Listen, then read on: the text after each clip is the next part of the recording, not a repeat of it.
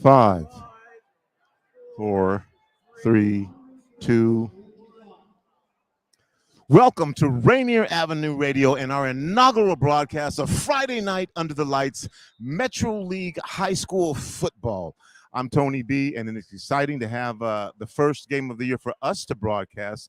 Little action took place, though, earlier. If you are listening to Rainier Avenue Radio for the first time, we are your community radio station. We are bringing you all kind of events through our summer of 2022. We've been all over the place, and we're excited to get back to football here. Couple of quick things for you. If you are listening to us, you can also go to our visual sites and watch the game on Facebook, YouTube, Twitter, or Twitch at Rainier Avenue Radio. If you happen to be getting in your car and you won't be able to watch, you can still listen. You can just go to RainierAvenueRadio.world, which is the website. You can download our app on either Apple or Android, and you can do everything. And you can also listen to us on the TuneIn app. Just go to RainierAvenueRadio.world.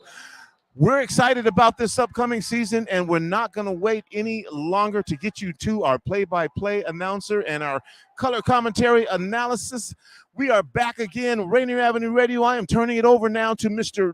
Rick Dupree and Jay Yeezy. All right, Tony, thank you. As Tony said, we're here, our inaugural game for the 2022 season. We're just a couple minutes into the ball game. I tell you what, already an electrifying 80-yard touchdown for the Garfield Bulldogs. Jason Finley took it all the way to the house. John, he caught the ball right about midfield, maybe a little past that, and eluded a couple of defenders and took it all the way in. So with a 9:50 left to go in the first quarter, Garfield with a 7-0 lead here. And it was a broken play. Yeah, it looked like a broken play. Garfield's QB scrambling around and was able to find the receiver. And so now Roosevelt with the ball, 2nd and 8 to go on their own 27-yard line. And a quick pass out to a receiver, and not a lot of room there. Well played by the Garfield defense. And that was Garrett Dowden with the catch. And he got maybe a couple of yards, and it'll be a 3rd and about 6 to go, ball at the 30-yard line. They look pretty standard defense. They got a standard front four. They got 2 backers, and corners are up. Watch out. And the pass out to the flats. And that same receiver, and that's number 6, Garrett Dowden, and the senior puts his shoulder down, runs over a defender, and gets the first down outside the 40, or just beyond the 40-yard line, I should say. The senior quarterback, Grant Olison, with the pass out to Dowden, and that'll be a first down for Roosevelt at the 42-yard line. So a 1st and 10 for the Rough Riders. Well, they're running too high, 2 safeties deep. And Roosevelt with 4 receivers out, 2 to the right, 2 to the left, and the quick pass out. And once again, oh my gosh, that was close. Yeah, Olson looking for Dowden, but there for the Bulldogs, making sure that that went nowhere, was number 5, Tyshawn Rain. Yep. And he closed Rain, down. Yeah, Rain with maybe about, I think it's about a yard loss back to the 41-yard line. So to be 2nd and 11 for Roosevelt at their own 41-yard line. Good reaction, recovery, good reaction. Yeah, it really was, because it was one-on-one. Well, that's what you have to do as a DB. I mean, you keep that receiver in front of you, and that's exactly what Rain did. So 2nd down, single back, 2 receivers to the right, 2 to, I should say 1 to the left, and now a guy in motion. Handoff right up the middle, and not a lot of room there. The Garfield defense not fooled at all, maybe a yard back to the original line of scrimmage, so I'll make it 3rd and 10. 7:50 left to go here in quarter number 1. We are in the shadows, not really the shadows, but we are looking at the Space Needle here at Leon H. Brigham Field Memorial Stadium. Our live coverage here on Rainier Avenue Radio. On a beautiful, beautiful fall day. Well, actually not quite fall yet, but close. And John, Garfield coming in here 1-0, a big upset last week, 26-16 win over top-ranked 4A Lake Stevens. That's right, yeah. And a receiver deep down, and pass just beyond him. I tell you what, that combination of the senior quarterback Olison to Dowden And Dowden got a step on the defender, but the pass was just a little far to the outside. Out of his reach. Yeah. I don't know if he would have been able to catch it in bounds, but it was a good throw. So that's fourth down coming up now. So incomplete. So to be 4th and 10 ball at the 42-yard line, and the Bulldogs trying to get the number of their deep man for the punt. 7:17 left to go here in the first quarter. Garfield leading Roosevelt by a score of 7-0. And I believe deep is number 3, Reggie Witherspoon. That is the coach's son. That is number 3.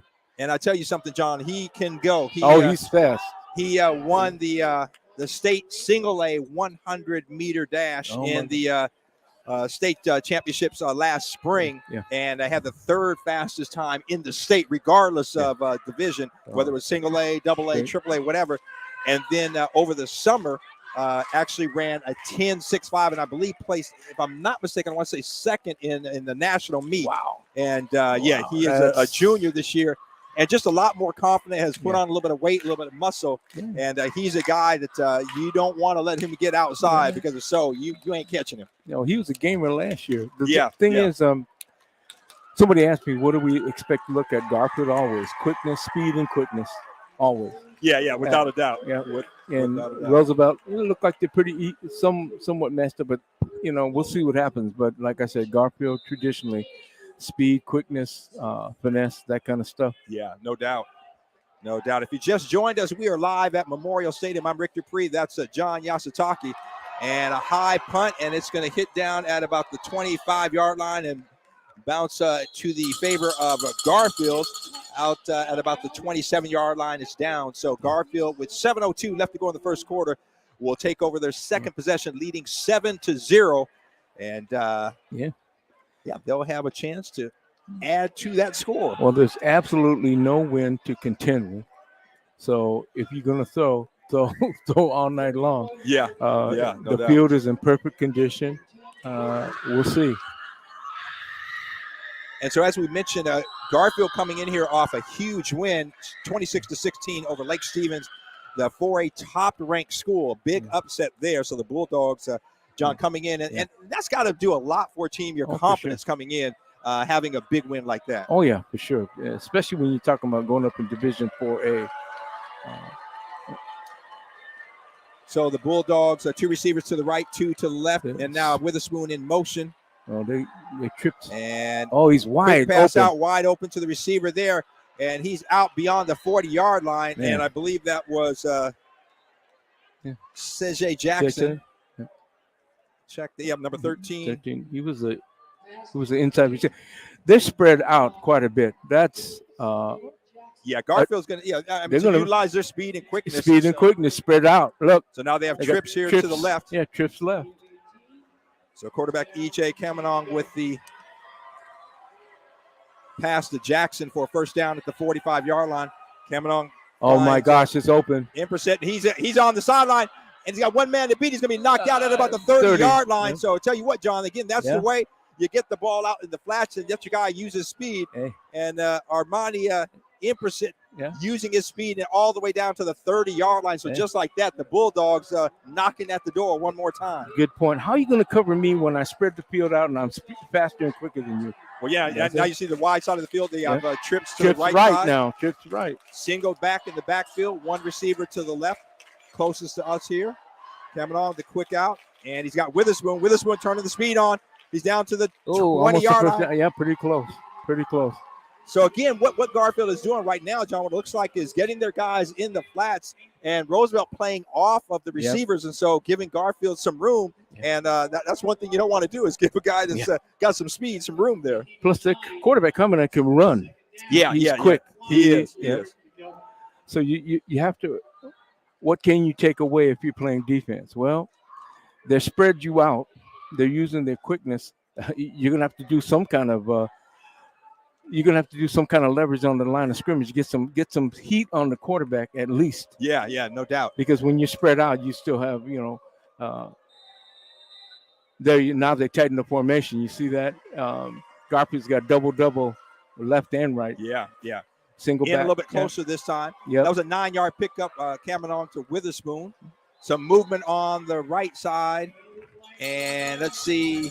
I think it was guard or tackle. They're going to say Garfield was moving there, so that'll be a 5-yard penalty. So instead of 2nd and 1, as a coach, you're not happy about that. Now 2nd and 6. Mm-hmm. Early season, I mean, you expect some penalties like that. You don't want them, but certainly working through those kinks. So the teams will stay at the line of scrimmage. Garfield will run the same play. They don't even huddle. Double set. Left and right. Oh, motion. Oh, now they're overloaded on that side. Pitch out to the right side, left side, I should say. Nice run. And pretty close. That was a Jimmy Miller. I think that was a late hit, flag down late. So we'll see what the call is. Miller picked up about. I think Miller picked up about. Let's see. Yeah, pretty close to first down. Yeah, he was really close. Yeah. So close to about a 5-6 yard pickup. Oh. It's going to be marked off, I think, against Garfield. Looks like it's going against the Bulldogs. Probably a hold there. Holding. Yep, that's exactly what it was. Yep. That's a 10-yard penalty. Yep. So from the spot of the foul, so again, he was, and the spot of the foul was right there where Miller was tackled at about the 20-yard line. Yeah. So 20, they should say it was at the 22. So it comes back to the 32-yard line. Yeah. So that's going to make it 2nd and 11. The Bulldogs going the wrong way right now, John. So 5:19 left to go here in the first quarter. Garfield leading 7-0. 4 receivers on that side. 4 split right, and now it looks like the Bulldogs want a timeout. Yeah. And Coach Witherspoon are not happy on the field.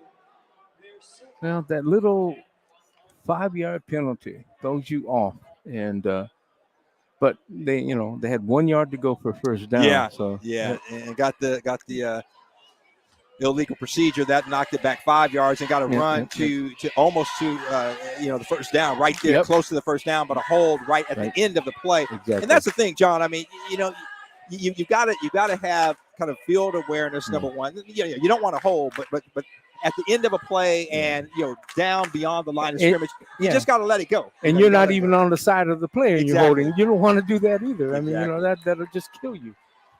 So, again, if you just tuned in, you're listening to Rainier Avenue Radio's live coverage of Metro League football Friday night under the lights. I'm Rick Dupree along with John Yasutaki. Garfield Bulldogs, Roosevelt Rough Riders. The Bulldogs lead it 7-0.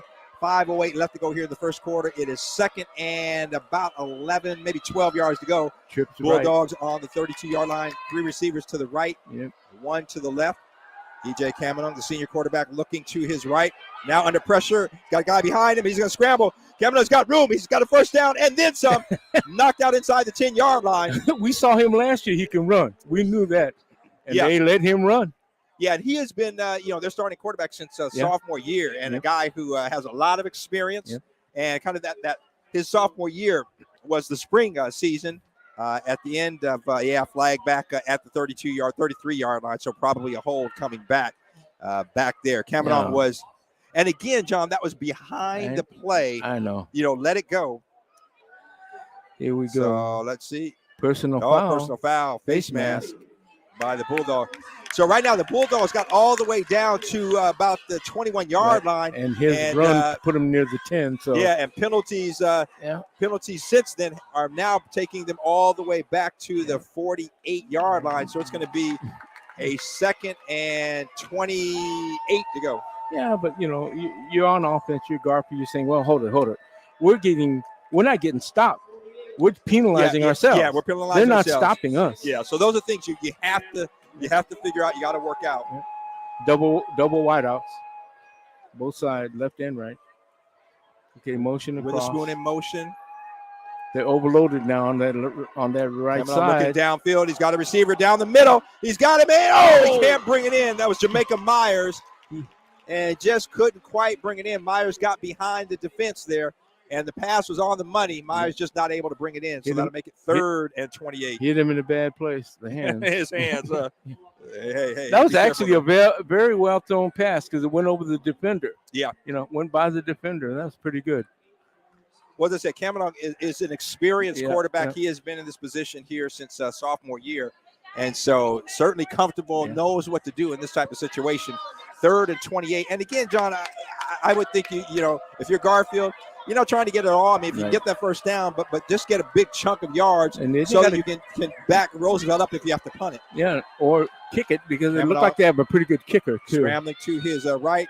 Now he's got a receiver. Oh, my gosh. Wide open.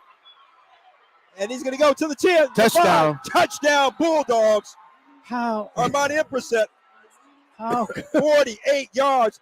And I tell you what, he was wide open over the middle. Covered. Somebody, there was not even a safety or a corner rotating that side, Rick. There was nobody rotating to that side. Nobody at all. And Impressett kind of came over. It looked like a little drag pattern over the middle. And nobody there. And then he had one man to beat, and he did that. As they say, he got lost. Yeah. He got lost. Nobody picked him up. So the Bulldogs, 2 possessions so far, 2 touchdowns.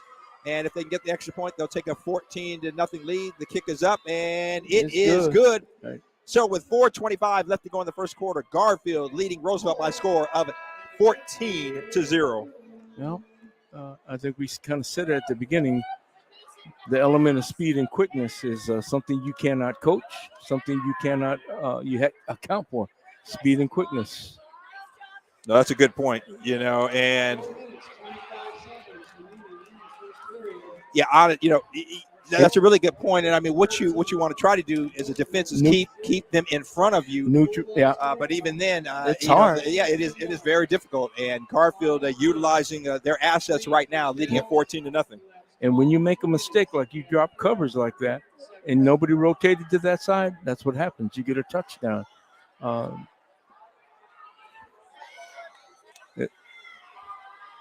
So once again, we're live at Memorial Stadium. I'm Rick Dupree along with John Yasutaki and bringing you live coverage of the Garfield Roosevelt. The Bulldogs trying to go up, improve their record to 2-0. Big win last week over the top-ranked 4A school, Lake Stevens, 26-16. Pretty good. Right now, the Bulldogs, I'll tell you what, they starting off, I should say today, where they left off last week, and they lead at 14-0 here. With 4:25 left to go in the first quarter. So I'm the Roosevelt coach. I'm not going to give the ball back to Garfield. We're going to take that ball and control it as long as we can. Yeah, absolutely. Because every time we give it up, they're scoring on it. Right. And Roosevelt, I mean, again, Garfield, you made a good point, John. Garfield was really shooting themselves in the foot. Yep. And that kickoff return, Nathan Hahn, the junior, 5'5", 155-pound junior, takes it out to about the 25-yard line. 25. Let's see. And so Roosevelt will take over 1st and 10 on its own 25-yard line. Now, they've got to move the ball. Again, I don't think they want to give the ball up to Garfield anywhere near, even if on the exchange, if they gave it up now, it'd be in midfield or closer to midfield. You don't want to give Garfield that much. Yeah, well, and, and Garfield, again, when you talk about the speed and quickness, and Garfield has that. It really doesn't matter where they're at on the field, So, again, that is defensively. You got to keep the guys in front of you. Yep. You have to know the guys that have the speed, and you want to figure out a way to keep the ball out of their hands if you can. That ball control, you can't let them have the ball back. So the pass outside there, Dowden and Dowden. Good hit. Whoa. Dowden on the sideline, closest to his teammates. Roosevelt picks up about, let's see where they mark it, at the 32-yard line. So pick up, John, of about 7 yards there. So it'll be 2nd and 3 to go. Yep. That was a good play. The quarterback got the ball out of there quick. Grant Olison, the senior quarterback. So he's got 3 receivers to his left, the wide side of the field. Single receiver on the short side of the field. Olison, quick out. And again, he's got his favorite receiver there, Dowden. Dowden making a guy miss. Nice. He's on the feet still and across the 40-yard line for a first down. And I tell you what, Garrett Dowden showing some nifty footwork there. Yep. Making some guys miss and picks up the first down for the Rough Riders. But, that is a very dangerous pass because, I mean, if he doesn't get any zip on that ball, that's going to be picked off. I mean, because Garfield's playing almost what you call like a bump coverage. They're pretty close. They're not backed off on at least 2 of the 3 receivers that are out there.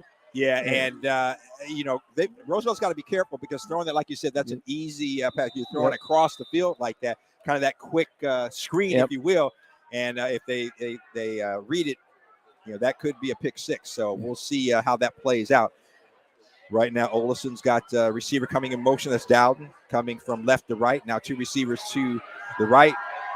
And the throw back a screen and just underthrown, and it goes on the ground, dead. Yeah, that ball's dead right there. So Lucas Cruz not able to get the pass. Was just a little underthrown there. So actually a well designed play there. Yeah. They had everyone going to the right, and then had the running back of the screen set up. But again, Olesen just not able to get him the ball. It's lucky he didn't catch it, because he would have been down right there for about a 6-yard loss. Yeah. So 2nd and 10 for the Rough Riders. 3:15 left to go here in quarter number 1. Rough Riders trailing the Bulldogs 14-0. I'll say Garfield's changed their defensive front. They got 3 now. Well, with linebacker coming. A lot of pressure. Olesen has got a receiver. It's down. And, just overthrows it down. Gets a hand on it, but not able to pull it in. Just over. Olesen did a great job of avoiding that pressure. Had a lot of pressure coming, stepped up. Yep. And he had Dowden. Dowden had a step on the defender, but the pass just a little too far out of his reach. So incomplete. It'll be 3rd and 10.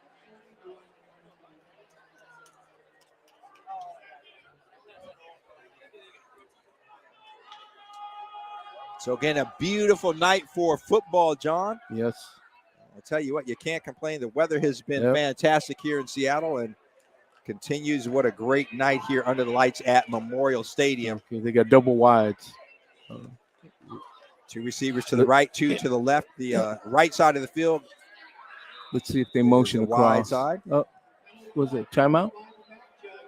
And delay a game. So that'll be a 5-yard penalty against the Rough Riders. They let the play clock run out. That's the last thing they need to get backed up. Because if they don't make first down, they're going to turn the ball over to Garfield in good field position. Yeah, and so far we've really played, most of this first quarter on the Roosevelt side of midfield.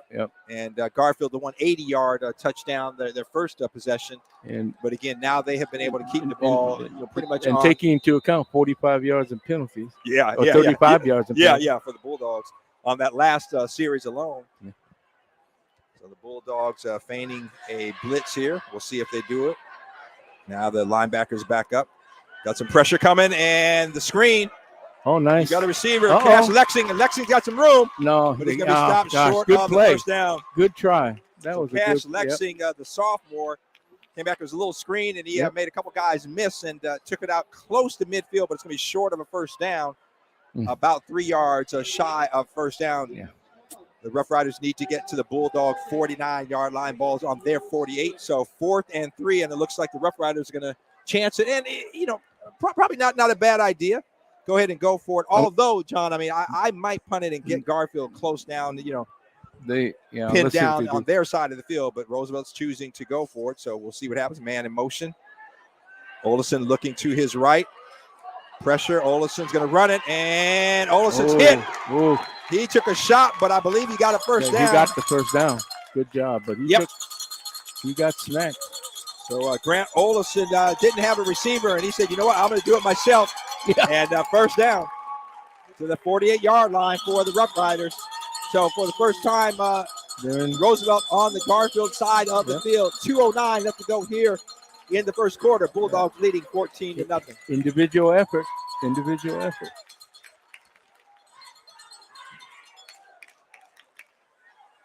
You got double wides again. Except he's almost like a flank back right here on this right side. So Olesen again looking for pressure coming. He's got a receiver, and it's going to be a hold. Yep. And now the Bulldogs, the defender grabbed the jersey. You can't do. That was pretty obvious, John. Yeah, I know. Like everybody in the stadium here could have seen that. Yeah. That one, honestly, Stevie Wonder could have seen. So that one, and it almost looked like it was overthrown. So he didn't really have to grab him. Exactly. But hey, that's why these are young kids. These are young people. Yeah. So now keep in mind that's I believe a 10-yard penalty from the line of scrimmage, not the point of the foul. So if one positive thing for the Bulldogs, that is it. Yeah, it's not a spot foul. Oh, check it, 15 yards. He marked off 15 yards. Yeah. It's not a spot foul. all the way down to the 38. Check that, the 33-yard line. So it'll be 1st and 10 for the Rough Riders on the Bulldog 33-yard line. It's about a minute left, almost a minute and 42 seconds left in this quarter. 1:42 left to go here in quarter number 1. Roosevelt with 3 receivers to the left, 1 to the right. Olson looking to his left now. And the pass is caught. And that is a Garrett Dowden. And Dowden, I tell you what, has been his favorite receiver. And Dowden dives forward close to the first down. I think it's going to be just short. About half a yard. Yeah, pretty close. Pretty close. So 2nd and about a yard, maybe a little bit less to go. Rough Riders on the Garfield 24-yard line. It's almost like they're running a little delay when that guy goes out and he runs a little out. It's almost like a delay. He's not running a quick out. Right, yeah. Well, with the 3 guys there, it looks like he's looking at a couple guys to kind of clear out a little bit. And he kind of comes underneath. And you see Olafson has got a receiver coming back and a great catch. And that's Sam Ingman. And Ingman takes it all the way inside the 5 down to about the 3-yard line. Great play. Sam Ingman coming back, making the catch, eluding the defender, and takes it all the way down inside the 5-yard line. So the Rough Riders knocking at the door. 1st and goal.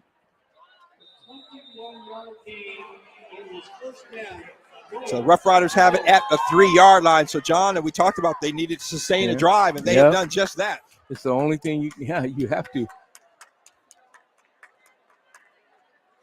So Olafson's got 2 receivers to the wide side of the field, his left.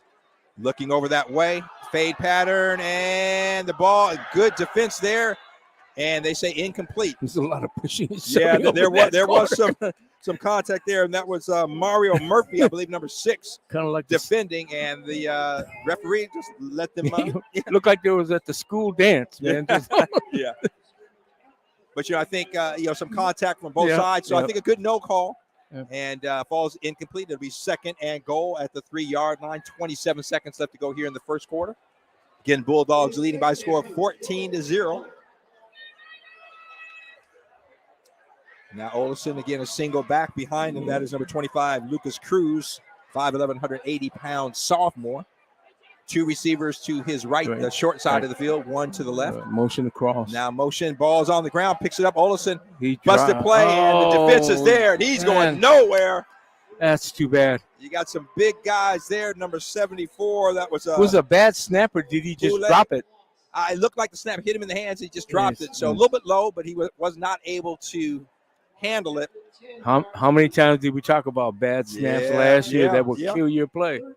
It just throws your timing off. And so much of what we're seeing, that'll end the first quarter here with the score. Garfield 14, Roosevelt nothing. And they will switch sides of the field. And that play all the way back to the 10-yard line, John. So a loss of 7 yards. So to be 3rd and goal at the 10-yard line for the Rough Riders. Yeah. They've got to get something on the board. Okay, and so that is the end of the first quarter. We're going to throw it over to Tony B, and we'll be back with second quarter action just a moment right here at Memorial Stadium. Tony?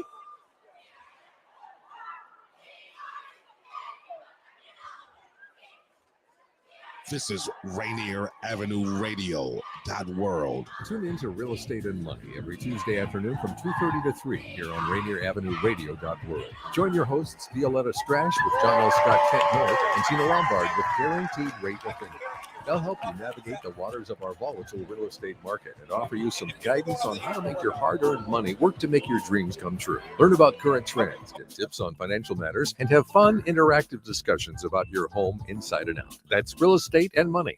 Почти никто не будет спорить, что дороги в нашем штате могут стать более безопасными, если при вождении телефоны будут вне досягаемости. Но сделать это не так просто, поэтому подайте пример. Уберите телефон у бардачка и переключите его в режим «Не беспокоить» и попросите родных и друзей сделать то же самое. Потому что, когда каждый из нас внесет свою лепту в это общее дело, дороги станут более безопасными для всех. Мы можем добиться этого только совместными усилиями. Это было сообщение от Комиссии по безопасности на транспорте штата Вашингтон.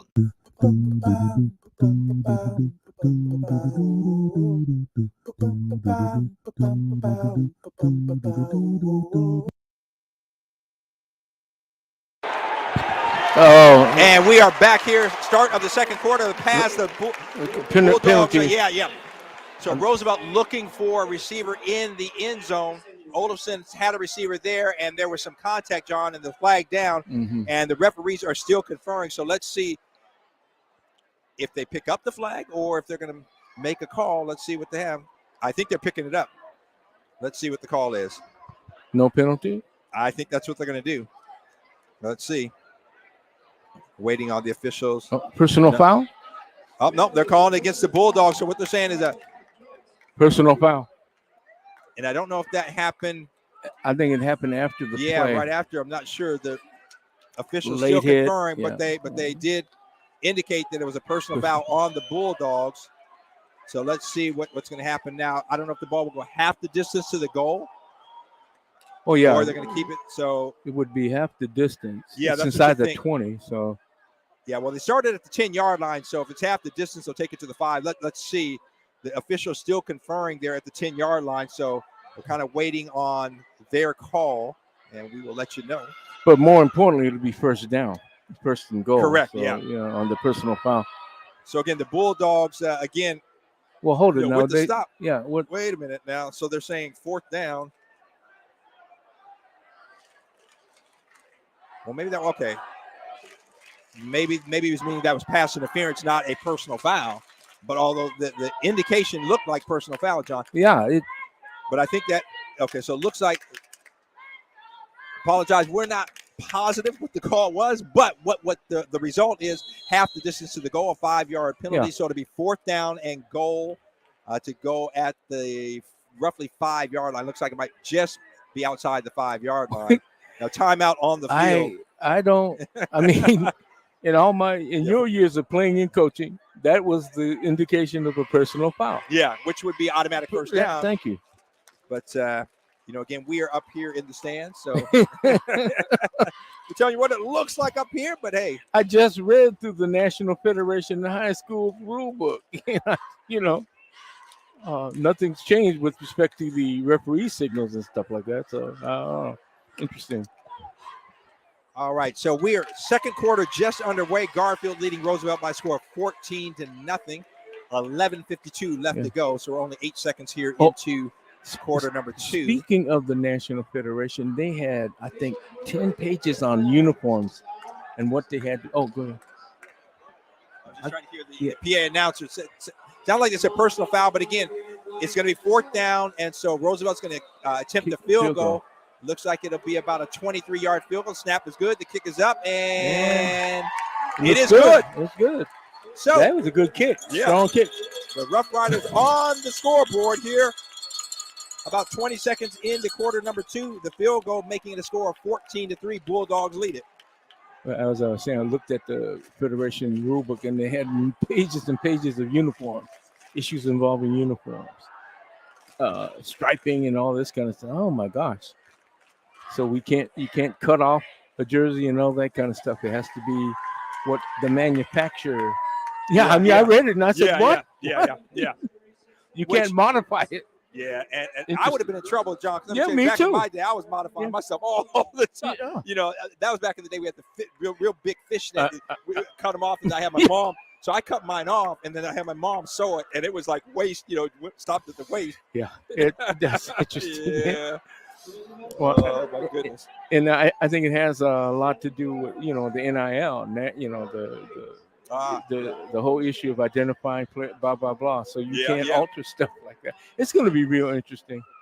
Yeah, the NCAA still got a lot of figuring out to do with that name, image, and likeness. Likeness that is off the chain. But I tell you what, I like the fact that these young kids who they say, hey, off of their name, what they've done, they can make an earning. And because again, to sit there and say, well, you're getting a free education, they're giving the school so much more than they're getting.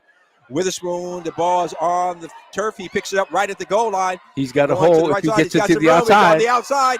He's got one man to beat. He's there cutting it up to the 25, the 30.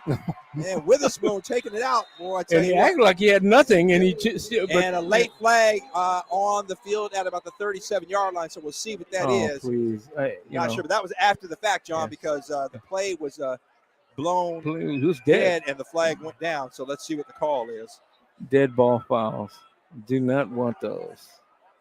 And it looks like they're going against holding on the Bulldogs. Yeah. So the Bulldogs right now, I would say they've been shooting themselves in the foot, but I'll tell you what, it has not hurt them so far. No. But now they're going with their third possession, so we'll see what happens. Yep.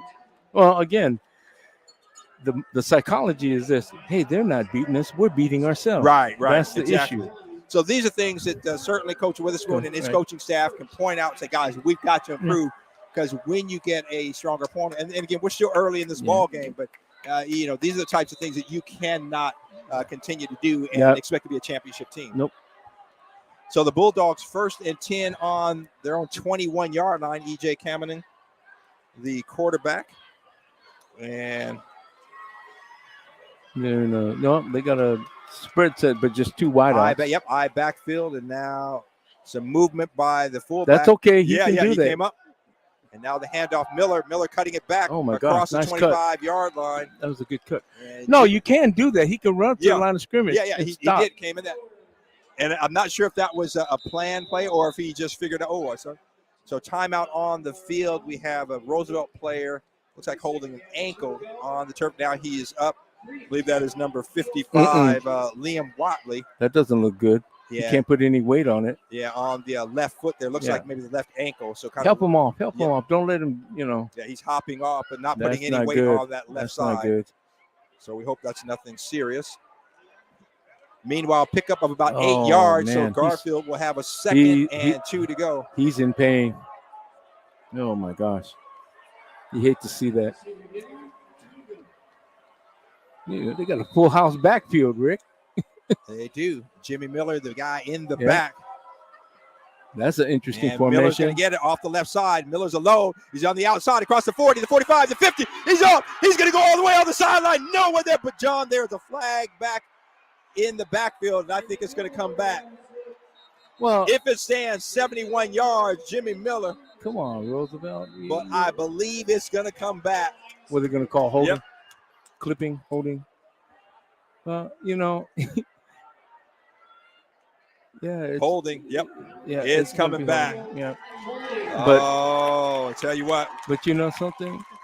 I'm the Roosevelt coach. Hold it. We aren't going to clap him because we're getting penalties against them. We aren't stopping these guys. Right, exactly.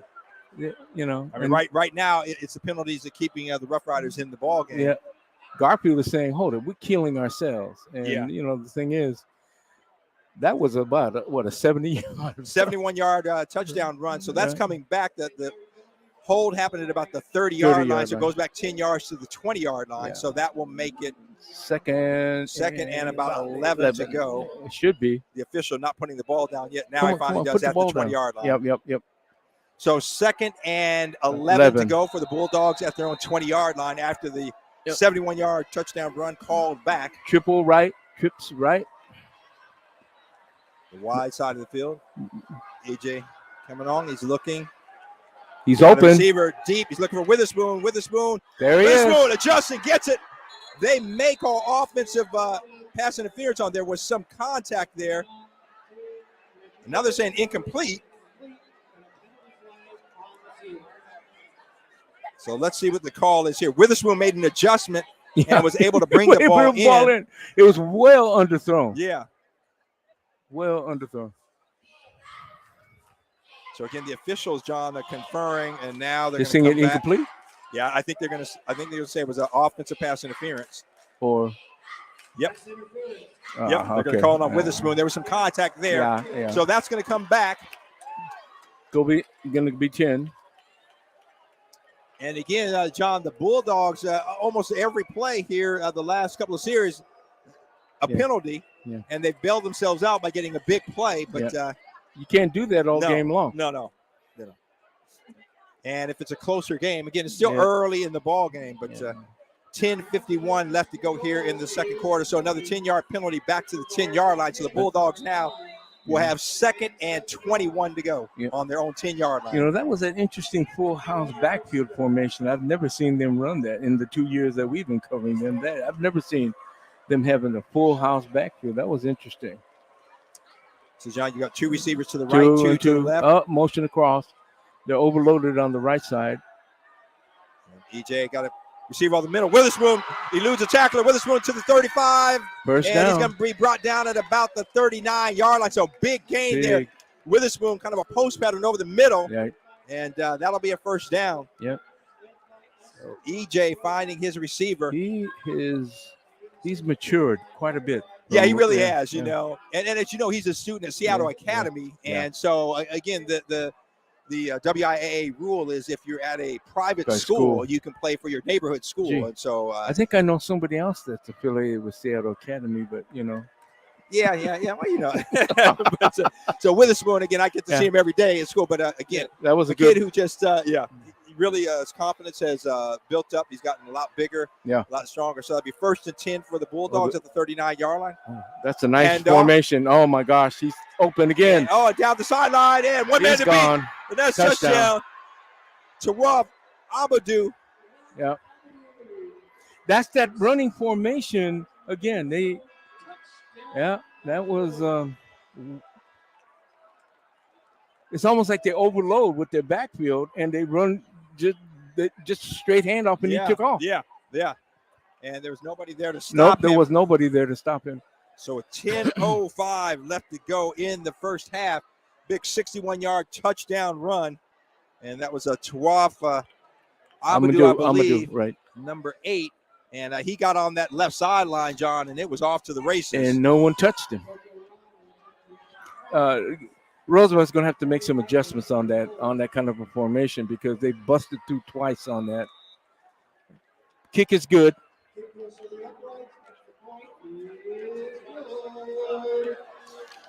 So with that, the Bulldogs take a commanding 21-3 lead here. 10:05 left to go in quarter number 2.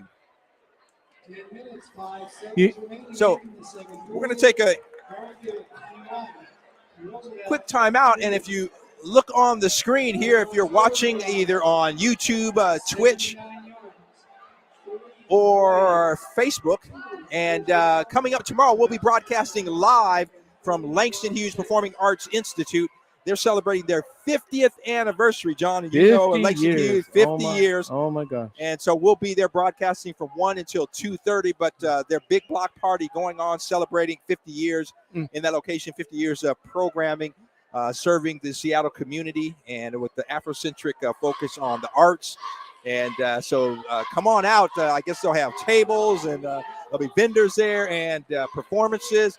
Recognizing the mayor, Bruce Harrell, will be there, recognizing a lot of individuals. And so that is tomorrow. We'll broadcast live from 1 until 2:30. I believe the event will be going on from 1 until 5. So make sure to stop by. That's tomorrow right here on Rainier Avenue Radio. We're back on the field in the action, the kick. And Roosevelt with the return. And not a lot of room. No. Tell you what, good defense there by the Bulldogs to bring down number 3, Nathan Hahn. Hahn got it out to close to the 20-yard line, I think just shy of the 20-yard line. So if you're Roosevelt, it's imperative that you keep the ball. You got to score. You got to get something on the board. When Roosevelt has thrown the ball successfully, now Garfield, again, has hurt themselves a number of penalties. But with that said, John, Roosevelt has had some success putting the ball in the air. In the air, right. So you think that maybe they will do that there? Got a veteran quarterback in Grant Olison. Yep.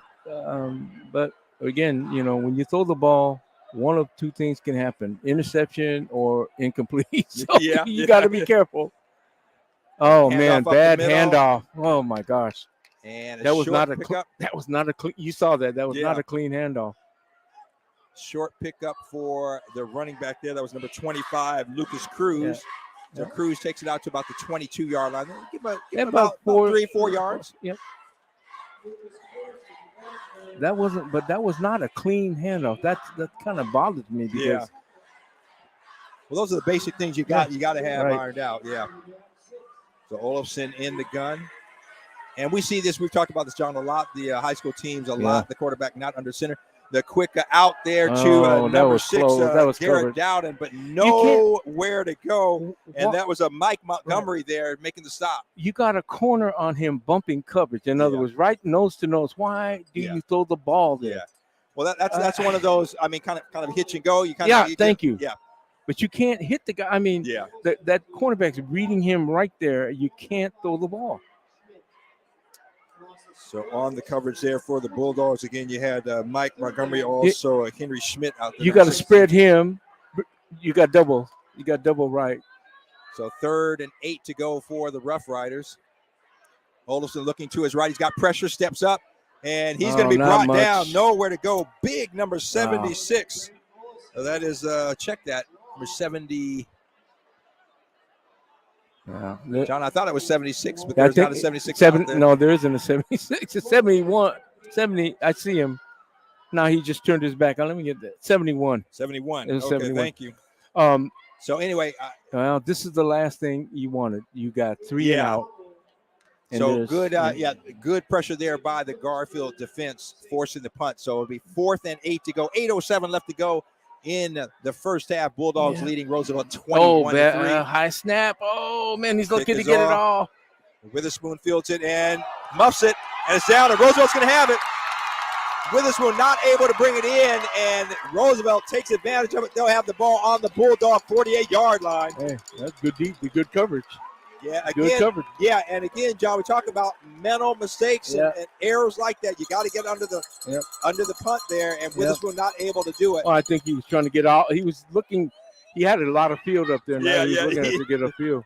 And he may have been looking in the end zone before he fielded the ball. But, man, that was a bad snap, too. It was a high snap. So the punter did a great job getting that ball off because they were in on him. So the Rough Riders actually will take over on the Garfield 49-yard line.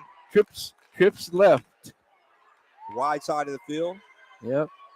Olafson calling the signals. Looks there. The quick out again to Dowden. And nowhere to go. Yeah, they keep running that play. And, again, there to make the stop, number 16, Henry Schmidt. And yeah, John, again, I think Garfield reading that play, knowing what's coming. Yep.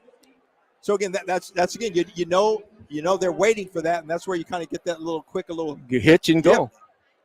So or run what you call a pick play on the guy. Yeah. So 2nd and 11.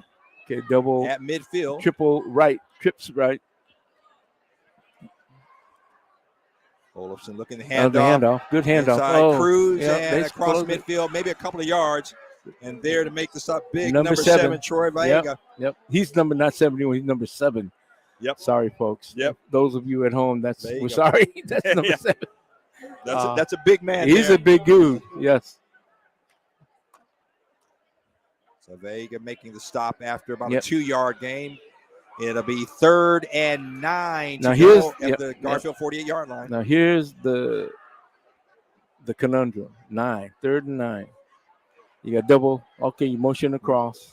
So they're doubling up on the right now. Dowden in motion now. Olafson looking for Dowden. Got him. Not enough yardage. Yep. Not enough yardage. They can't clear. Yep. Remember I said it's a conundrum. You got 9 yards to go. You're going to throw 3 yards underneath? Yeah. You got to get your man beyond the sticks there. Yep. Jamaica Myers coming up with the stop. Yep. So going back for the punt now. And I like, again, what Coach Witherspoon doing, sending his son back there. So Witherspoon back at about the 10-yard line. And, those are things as a punt returner, those things happen. Trust me, I have been there and done that. It's like this. You want to ride home, son? Don't drop this ball. But, you got to have a short memory. So we'll see. Not only do you want to ride home. Bad snap. But the punter fielding it. High kick. And Witherspoon's going to let it bounce down at the 20. And then it stays right there at about the 22-yard line. Rick, I'm going to predict. Something's going to happen on that snap because the center too high. This one was too low. Yeah, it's going to get blocked or he's going to fumble it. I just know it. Field it. We'll see. And if this game gets close, the tensions rise. It's going to be like I said, I couldn't believe the number of bad snaps that we witnessed last year on team to team. It was like an epidemic. Well, those are just and those are just again the short snap, if you will, not the long snap, but the short snap, but it's still kind of in the shotgun, what we used to call it. The Dallas Cowboys and Tom Landry introduced that. Yep, that's exactly. So the Bulldogs, EJ. See, now these are good snaps. He's got the ball right EJ there. Fires it. Got his receiver on the left side there. First down almost. And that is a Jason Finley, I believe. Finley gets pickup of about 8 yards. Let's see where they mark it. And people say, well, these are little things. No, when the snap is good, the play runs, it's good. Yep. It's and they're going to say it's a 10-yard gain, first down to the 32-yard line. Like I said, he got the first down. Yep. But when the snap is bad, as opposed to timing off, it really does make a difference. Well, yeah. I mean, it throws the timing off, like you said, John. Yeah, exactly. So because he's getting good snaps, he's getting the ball out of there on a hot receiver. Yeah, he really is. And EJ is showing he's got a live arm. Yeah. He can fire it in there. Trips left, so they got on the short side of the field, right? Oh, now motion across. Oh, good handoff. Handoff, Miller up the middle. That's a load. I tell you what, Jimmy Miller. He's a hard running kid I remember from last year. And Miller about 3 yards. Let's see where they mark it, right at the 35-yard line. So pick up a 3. It'll be 2nd and 7 to go for the Bulldogs. 4:55 left to go in the first half. Garfield leading Roosevelt by a score of 21-3. So if I'm Garfield, I say let's keep the ball. Let's eat the clock up. Let's go to halftime. Keep it on the ground, exactly. Yep. Eat some clock up and try to get another score on the board before you go in. Now, Roosevelt did win the toss, and they deferred, and so Garfield will kick it. They'll get the kick. EJ looking to his right. He's got a receiver there looking for Witherspoon. Witherspoon's got it midfield. 3 defenders there, and there'll be a first down into Roosevelt territory. Witherspoon to pick up of about 15 yards there. That's interesting. You had 2 receivers in the area, and Witherspoon got the ball, but there were 2 receivers on that side, which they say you shouldn't do crowd receivers, right? Because it's easier to cover. Yeah. One defender can cover 2 guys. Yeah, there were 3 defenders there.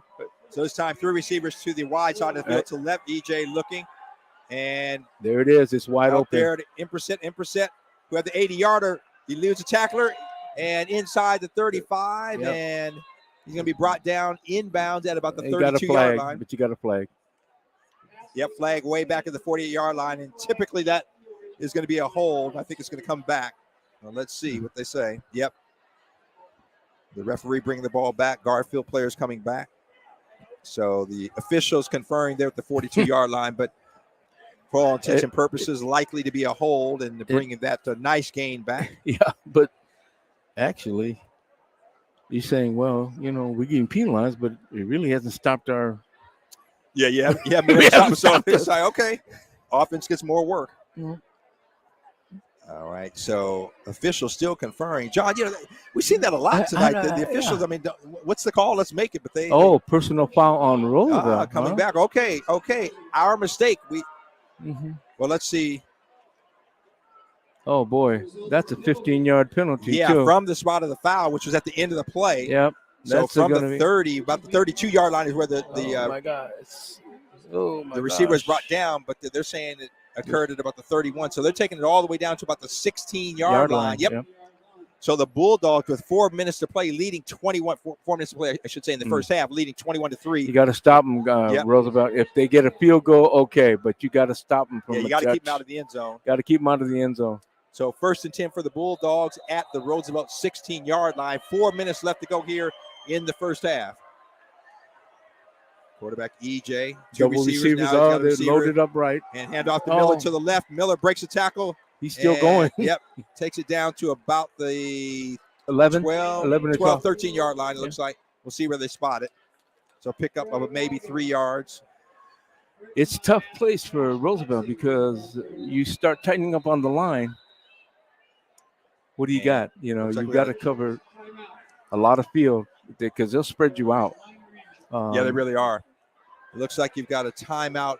I think Roosevelt on the field. I'm trying to see. I can't tell either. Oh, got a Garfield player limping off the field. Okay, so that's a timeout. Injury. Looks like Miller, the running back there.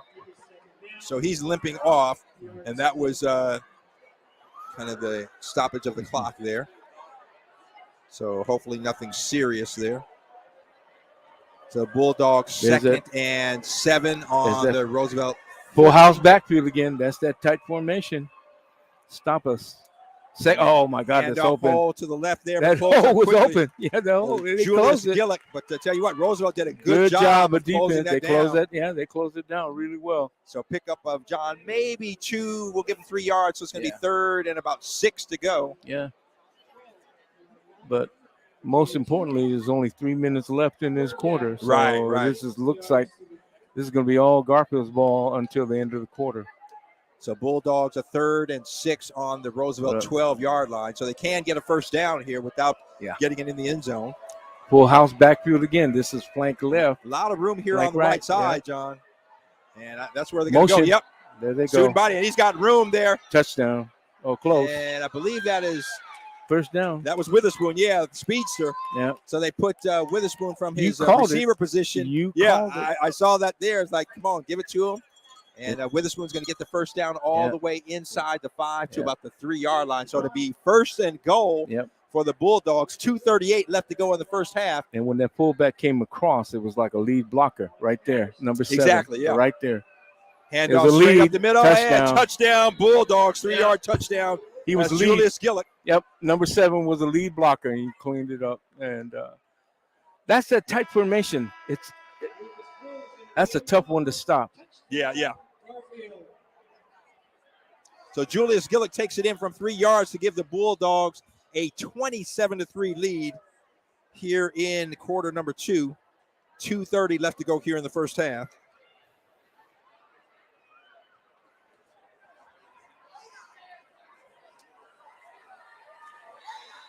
And the extra point. We're waiting on the snap. Snap is good. The kick is up, and it is good. Yep.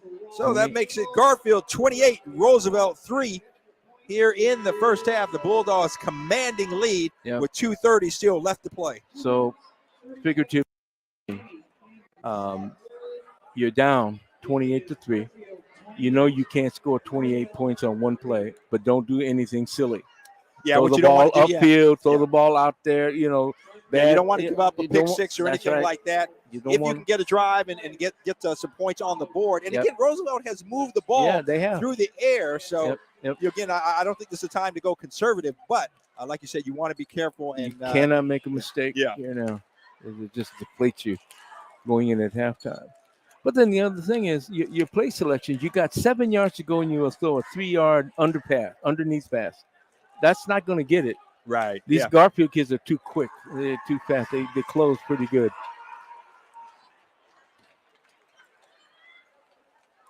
Well, that's something that, as a receivers coach, you talk to your receivers and the play calling. I mean, obviously that was a play call. Yeah. And we're talking about Roosevelt, their last offensive series, and had a 3rd and 7. Good kick. Oh, my gosh. And kick is in the end zone. And so. Boy, that was a.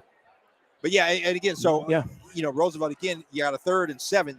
And that's one of the things as a receiver coach. I mean, I can remember my receiver coaches always talking about know where the yard marker is. Right. You got to know where it is on a play like that. You got to get it in the point where, your pattern, you are getting the first down. Yeah. And again, that maybe you're throwing it underneath and trying to clear off. They didn't do that. Nope. And Garfield was all on that. So Roosevelt will take over 1st and 10 on its own 20-yard line. 2:30 left to play here in the first half. Garfield leading Roosevelt by a score of 28-3. Rick Dupree along with John Yasutaki. We are live at Memorial Stadium. Our inaugural Friday night under the lights right here on Rainier Avenue Radio. Oh, and no. Nowhere to go. And I tell you what. Rick, exactly. There's enough time. If you give up the ball now and field position is going to be on the plus side for Garfield. Yeah. There it is. You don't want that. So Olison did a pump fake and nowhere to go, and he was sacked for about a 5-yard loss. Call it 4-yard loss back to the 16-yard line. So they make it 2nd and 16. You got double wideouts. Olison again in the gun, one back behind him. Yep. And Garfield putting the pressure on. There they come again. Olison stepping up, and he's hit as he tries to unload the pass, and it'll go incomplete. So if nothing else. Hold it. That might. I think that's a backward pass. Did he call it a backward pass? Let's see what they're. Yeah. Okay, they're saying that was a backward pass. Yeah. They mark. So the ball goes out of bounds, so the clock does stop, but that's going to be a loss. Okay, the official's trying to get it. So what it looked like is we weren't sure as he was hit trying to pass it. Was that a pass or was it kind of what they call a lateral backward pass or lateral? Yeah. And one of the officials, we'll see what they call here. Well, he was hit, though. Yeah, he was hit. And if that arm motion is going forward. They're calling it a backward pass. Look. Yep, so they're taking it back to where the ball went out because the line said is the one who marked it and said it's back. Right. Yeah. So again, what happened if that pass is not going forward? It is presumed to be a lateral. And the ball was live. It went out of bounds, so Roosevelt retains possession. Yeah. But all the way back to the 13-yard line, and safety. He is caught back, and they're going to say no. He was caught before. They're saying forward possession. Or forward progress, I should say, right before he was stopped. Come on, man. Come on. You can't give this up. It's a demoralizing. And you can't go you can't go in halftime on a bad series. Demoralizing. You can't do that to your team. So, John, they only took about 45 seconds off the clock there. So the Bulldogs will have plenty of time. And the Roosevelt punter is going to be deep at the end line there. He's got to be careful. The snap's got to be good. He's got to be careful to get step on that line. Right. He's had 2 bad snaps, one high and one low. So, and this is pressure here. Yeah, it is. Okay, good snap. Good snap. Kick is off. It's going to be a short kick. Bad kick. Oh, no. And it's going to go out. They're going to mark it at about the 29-yard line. So the Bulldogs, with 1:34 left to go, have the ball at the Roosevelt 29-yard line, and they can add to their 28-3 lead here, John. They've got plenty of time to get the ball in the end zone. What did I say? You got to do something. You can't get sacked. You can't throw the ball away. You can't get a backward lateral. They did everything you said they shouldn't do.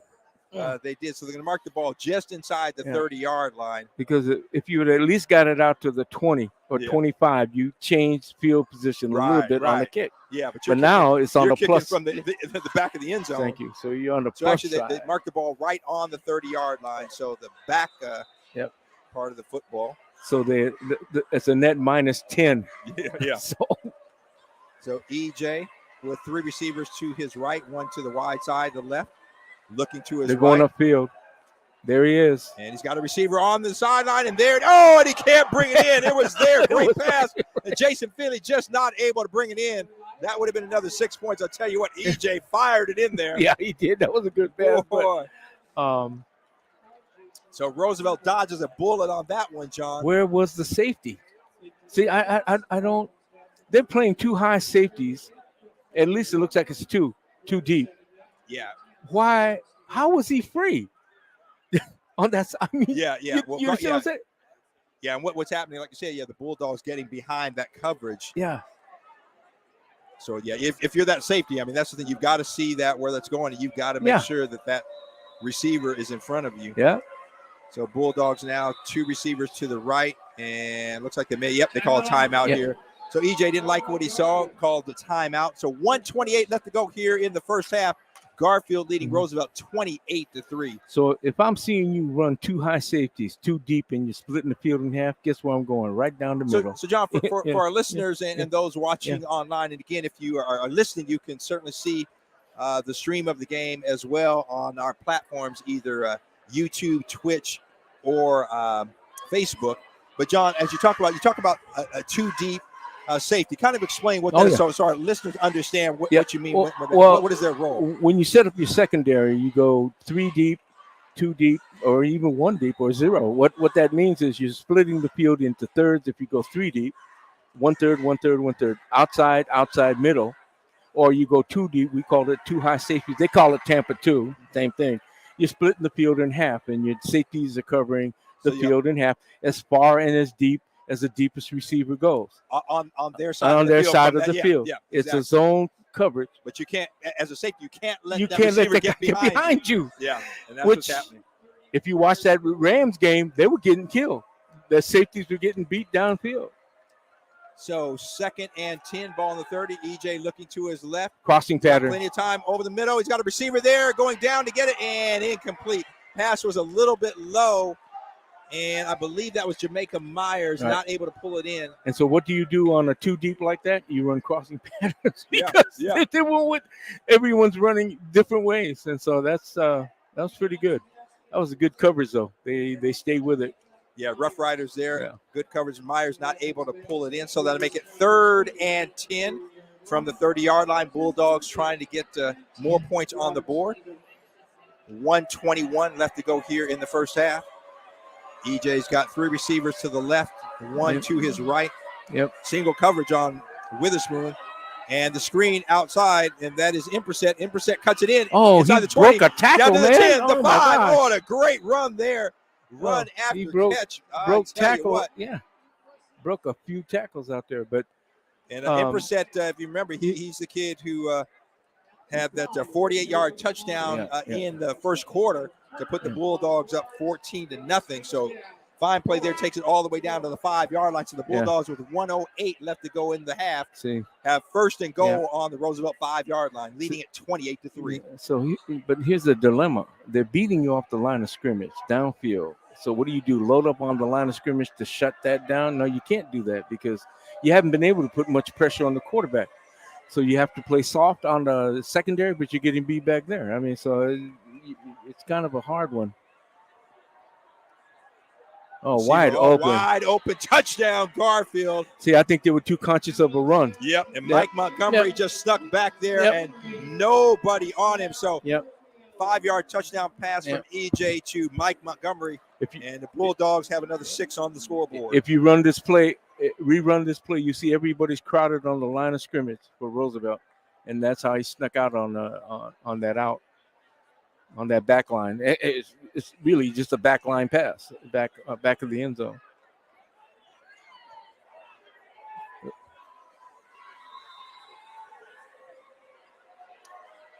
So Bulldogs take a commanding 34-3 lead, and to take advantage of Roosevelt not being able to move it. The snap is up, the extra point, and it is good. So Garfield, with 38 seconds left to go, they take, John, a commanding 35-3 lead here in the first half.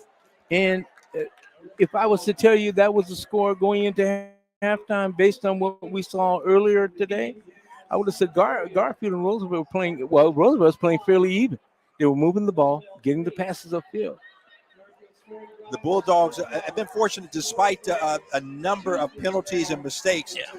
They have not allowed that to stop them from getting some big plays and getting on the scoreboard. But again, those are things, John, that if you talk about wanting to be a championship team, you have to clean up. Because as you get into a tougher opponent, those are things that will kill. Will kill you. Especially those penalties that kill a drive, or if those penalties that stop the other team and you gives them a first down. That just demoralizing. So, Roosevelt, you got to go and you got to regroup. So the kick, and it's nice. Another kick in the end zone. Wow, this kid.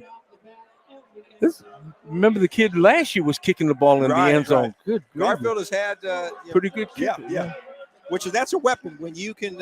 Number one, when your kicker, kick it through the end zone and avoid a return, or again from the special teams for the extra point, field goals, and what have you. That is a weapon that a lot of high school teams don't have. Yeah, plus the guys on special teams say thank you, because then I don't have to run downfield and tackle somebody or get hit. So the Rough Riders, with 35 seconds left to go here in the first half, leading, or I should say trailing 35-3, and just take over at their own 20-yard line. Just play it straight off the vest. Just play it straight. Don't. And a quick pass out. Oh, okay. And that is Dowden, and he'll be knocked out of bounds. Gain of about almost 8 yards. 8 yards, about the 28-yard line. Pretty good. So again, that's a play that's working. Again, that was like a quick out, not that little kind of little screen. They gave first down. 10-yard pickup to the 30-yard line. So again, John, if you're the Rough Riders coach, what are you telling your team as you go into the locker room? You're trailing 35-3, but what are the things that they need to be focused on to make it a game in the second half? When we get the ball, we've got to move the ball. We can't give it up. We cannot we cannot let them have the ball. Here you go. There you go. You lose. You just lost yardage. We have to control the ball. You can't. There's no other way to do it, because as long as we have the ball, they ain't got it. Right.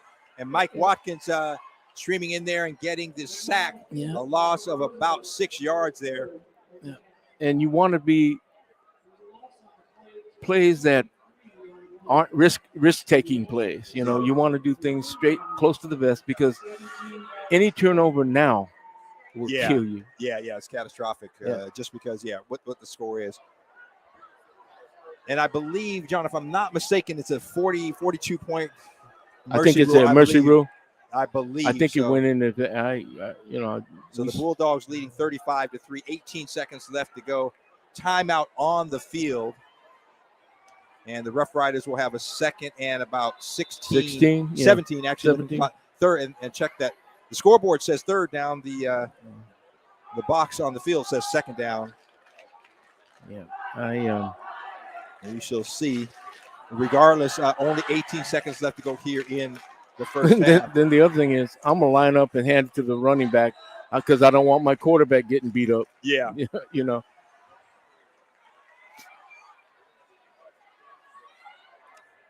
And I have not seen Roosevelt run much in any series at all. No, they pretty much have put the ball in dump the air. Passes, They've had maybe that I can recall 4 or 5 run plays, if that. Yep. So quarterback Grant Olison again in the gun. Quick pass out to his favorite receiver, Garrett Dowden. Dowden avoids a tackler across the 30 out to about the 33-yard line. That's it. It's going to be halftime.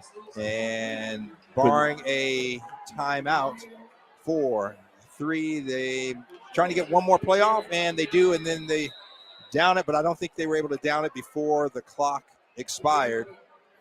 Let's see what the officials say. Yeah, it's halftime. I'm pretty sure. It looks like. So Garfield headed into the locker room. The officials still trying to determine if there is a second on the clock. We'll see. It may not be halftime yet. They may have downed it. So Roosevelt trying to get one more play.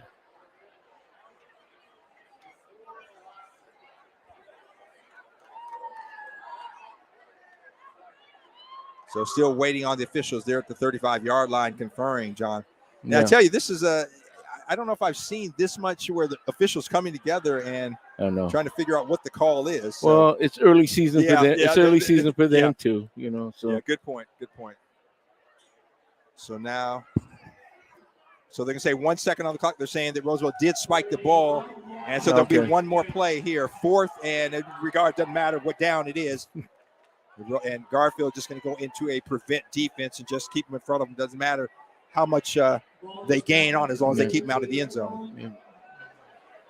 Yeah. So with time expired, or basically 1 second on the clock, the Rough Riders one more play. Grant Olison in the gun. He's got 2 receivers to his left, 1 to his right. And the pass hits his man in the hands. And he was wide open, too. That was a Sam Ingman, and Ingman not able to bring it in. And so that will end the first half. Garfield leading Roosevelt by a score of 35-3. We're going to take timeout. We're going to throw it to Tony B, and John and I will be back for second half action. But right now, Tony B. Thanks, Rick. And again, we are at halftime here, Garfield versus Roosevelt. Rainier Avenue Radio, your community radio station. Tomorrow, as a matter of fact, we'll be back for the game here. Eastside Catholic will be taking on the Ballard Beavers. And that should be a pretty good game here. Now, Ballard is 0-1. Eastside Catholic always a perennial powerhouse, but Ballard's been building that team up pretty effectively. And then we'll also on Sunday be at the Soul Healing, the Future Asian Soul Healing. We'll be broadcasting live from 1:30 to 2 o'clock from there. Next Tuesday, right here on Rainier Avenue Radio, WIAA Prime Time. Executive Director Mick Hoffman joins our very own Juan Cotto. Every Tuesday at 3 o'clock, you'll get an update on what's going on around the state in all sports. The WIAA, the Washington Interscholastic Activities Association. Executive Director Mick Hoffman with our very own Juan Cotto. So right now, we're going to go to Mr. Daniel Bellis, and he'll give you some updates on what's taking place around the league. Thank you there, Tony. Yes, taking a look at it, not only the Metro League, but also the statewide and the race for 3A. And our biggest surprise so far this second season, Bellevue looking at possibly going 0-2 to start, defending champions going 0-2, as late in the fourth quarter they trail, a very tough opponent in Lake Stevens, who started the season as the number 1 team in 4A. But right now it's 30-28, Lake Stevens leading Bellevue late in that contest with about Just verifying there real quick. It looks like 4 minutes left in that contest there. Bellevue possibly on their way to being 0-2 with a start after losing their first week contest. Lake Stevens, by the way, Garfield beat that team. They knocked them off of 4A's top team and in the first week there. So this Garfield team definitely looking stout and definitely earning that number 4 ranking. So basically also taking a look at other teams, O'Day is just dominating Bishop Blanchette right now. And that contest being 54-10. And they are currently in the fourth quarter, about 8 minutes left in there. O'Day definitely on their way to a second win on the season there for you, as it is 54-10 in the third. On the east side, number 5 Kennewick is just dominating Walla Walla. It is not even close. It is 48-6. That one is almost over, actually, in time. And the same thing with number 6 Yelm, which surprisingly has completely destroyed Union, which is actually a ranked team in the 4A at 15. It is 46-0 right there. Union is having no contest in that one, as they trail 46-0 against number 6 Yelm in 3A. So Yelm looking pretty stout there. In addition to that, you also got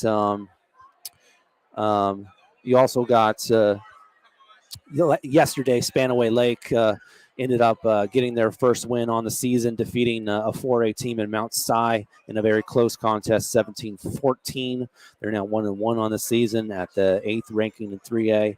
And Lincoln at number 9 is actually all knotted up in the third against a 4A team of Skyline, 21-21 all. Another Metro team, Beach, at number 10.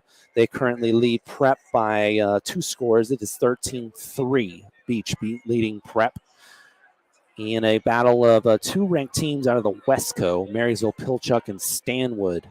It is all Stanwood right now in the third. It is 30-10 there. Stanwood definitely getting their edge over Marysville, Pilchuck, who had a really good team last year, and so far have not been living up to the billing. Stanwood definitely was a surprise last year. They look to be a lot. People are definitely going to be looking for them this year. Number 12 Monroe, easy victory so far over Shorecrest. It is 48-7 in the third. And also in action, Arlington at the end of the third. They lead their Westco team, Marysville Getchell, 21-14 there at the end of the third, only by a touchdown. And over there in the Greater Spokane, Mount Spokane is blanking a 4A team in Ridgeline. It is 43 all right there in the second quarter is the last reported there. And so in the Spokane area, Meade, easy cruise against University. It is 24-0 there. Meade winning that one. And Kelso there in the south end of the state. Also in their blowout, 33-7. In Metro earlier today, 2 blowouts. Ingram getting a huge just win over there, 54-0. It brings Ingram actually to 2-0 on the season. They actually, in the second week of the season, they lead the Sound with their first victory. And they had a non-league in their first week. So it's 54 all against Cleveland, just in a complete blanking there. And also here at Memorial before this contest, Lincoln just blanking almost. Hale got a field goal out of that one, but it was 42-3 in that final contest right there. Lincoln starting out with basically tied out with Ingram in the top of the Sound standings. The standings look a little bit different this season, and the Mountain has been extended to 8 teams. The Valley is gone, and the Sound is now 8 teams. if you look at what the mountain looks like, obviously right now all the teams are at 0-0 record on their a league score, but you can see how they fared in the first week. Both Ballard and this Roosevelt team lost their first week contest. We will, of course, broadcast the Ballard game against Eastside Catholic tomorrow. Should be a very tough game for the Beavers for sure. But the rest of everybody in the mountain definitely grabbed their first week win. Blanchette, Eastside Catholic, this Garfield team, of course, beating Lake Stevens, O'Day, Beach, and Seattle Prep. But in their first league games tonight, right now, Prep is actually trailing Rainier Beach 13-3 in the third. So it looks like O'Day looks like they're cruising to an easy win. Eastside Catholic, of course, is playing tomorrow right here on Rainier Avenue Radio at 5 p.m. So you can check that out tomorrow at 5 p.m. right here on your community radio station, Rainier Avenue Radio. From Memorial Stadium, Ballard against Eastside Catholic as the Beavers hope to not start their season 0-2 in the hole. So definitely keeping it live right here on your community radio station, Rainier Avenue Radio at 9:20 p.m. We are, I'm Daniel Bellis holding things down for you and trying to get my camera working again so you can all see me like, hi. There we go. Yeah, see. So, yeah, it is at the half right now. Garfield is easily cruising against Roosevelt 35-3. Roosevelt been able to put up a field goal at least. So, but the Garfield Bulldogs are very stout here at the beginning of the season. Huge win at the first week against Lake Stevens. Total upset. Everyone thought that Lake Stevens would blank them as the top-ranked 4A team. Lake Stevens is now the number 4 in 4A, and they're showing Bellevue all of it right now as the Bellevue trails them by 2. Wait a minute. Nope. We have a score from Lake Stevens. So now it is 37-28. The defending champs for 3A Bellevue trailing Lake Stevens. It's about 2 minutes left, trailing by 9 points. So that's 2 scores down with about 2 minutes left. It looks like Bellevue will be starting this season after defending their after getting the championship last week. They'll start the season 0-2. The Bellevue Wolverines. Very surprising, to say the least. I think they had an out-of-state opponent in their first week, so you can say that their strength of schedule huge to begin with, but the morale has to be a big hit, going 0-2 to begin that season. We'll see how the Wolverines respond as they go through the Kingco, which for some could say that would be a cakewalk, but you might say that. But anyway, we are live right here on your community radio station, Rainier Avenue Radio. And tomorrow, not only will we be broadcasting the Ballard and Eastside Catholic game at 5, before that, we'll be in the community for the Langston Hughes 50th anniversary block party at 1 until 3 p.m. As you can see, it looks like Black Stacks will be there.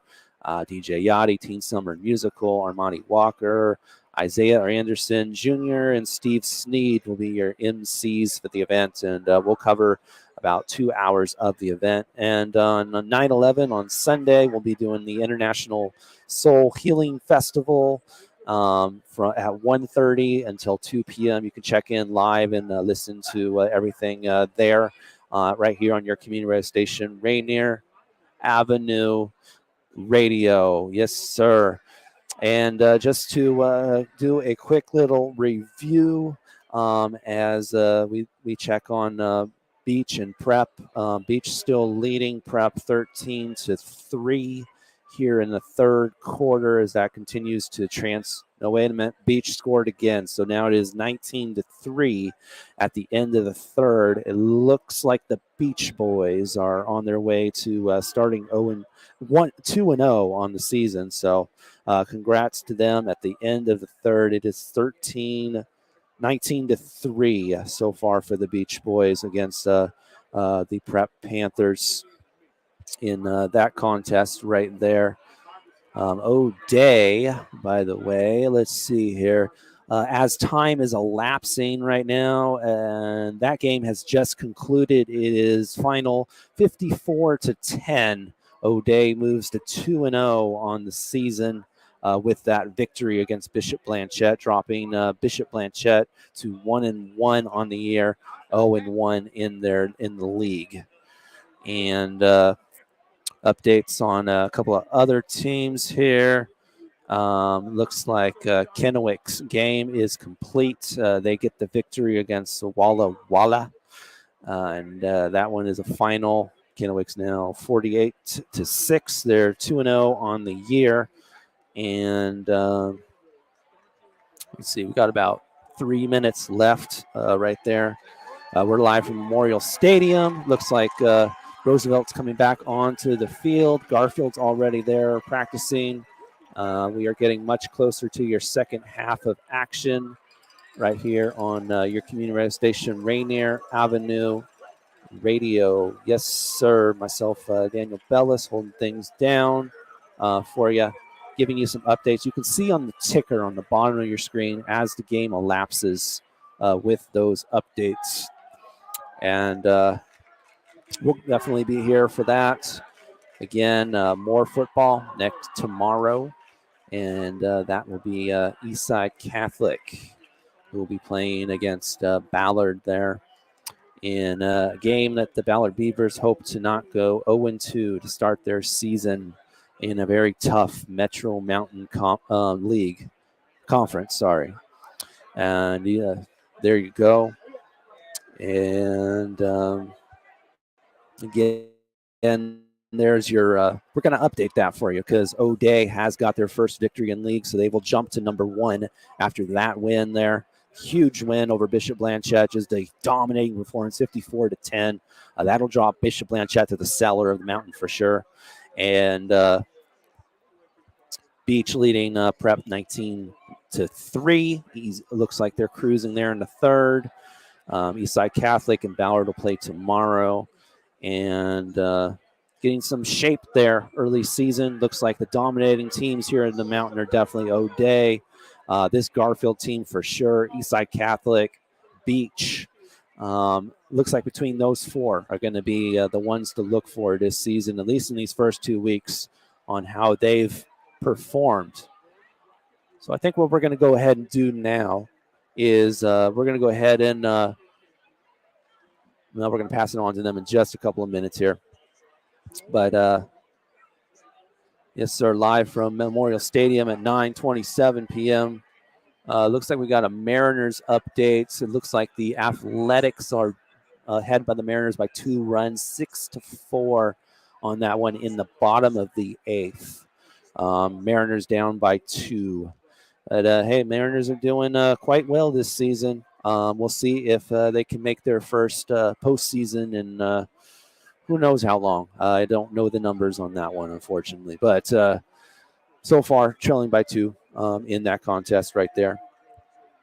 But I think what we're going to go ahead and do is pass it on to your play-by-play Rick Dupree and a commentary by John Yasutaki, who have been giving you some great commentary and all that on the game and giving you perspective and all of that stuff. And yeah, Rick Dupree is your play-by-play. John Yasutaki with the color commentary. I'm just been holding things down for you here at halftime. I go by Daniel Bellis. And again, we're updating you on all the scores in 3A and also in the Metro. And you can just follow that along there in the bottom of your screen in that ticker, trying to update the standings for you there as well. And already we know O'Day has jumped to the first spot with that just dominating win over Bishop Blanchette's.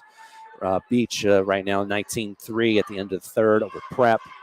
Of course, this game, Garfield is just cruising. It is 35-3, and they have extended another 2 minutes before we go back in action here in the second half. So we can try to get some more updates for you. Let's see, Beach and Prep has now gone into the fourth quarter, final quarter of action. Again, Prep still trailing Rainier Beach 19-3. And it is final for Bellevue. They will start the season 0-2. So the defending champs starting the season of 2022 at 0-2 on the season, losing to Lake Stevens there, losing that one 28-37.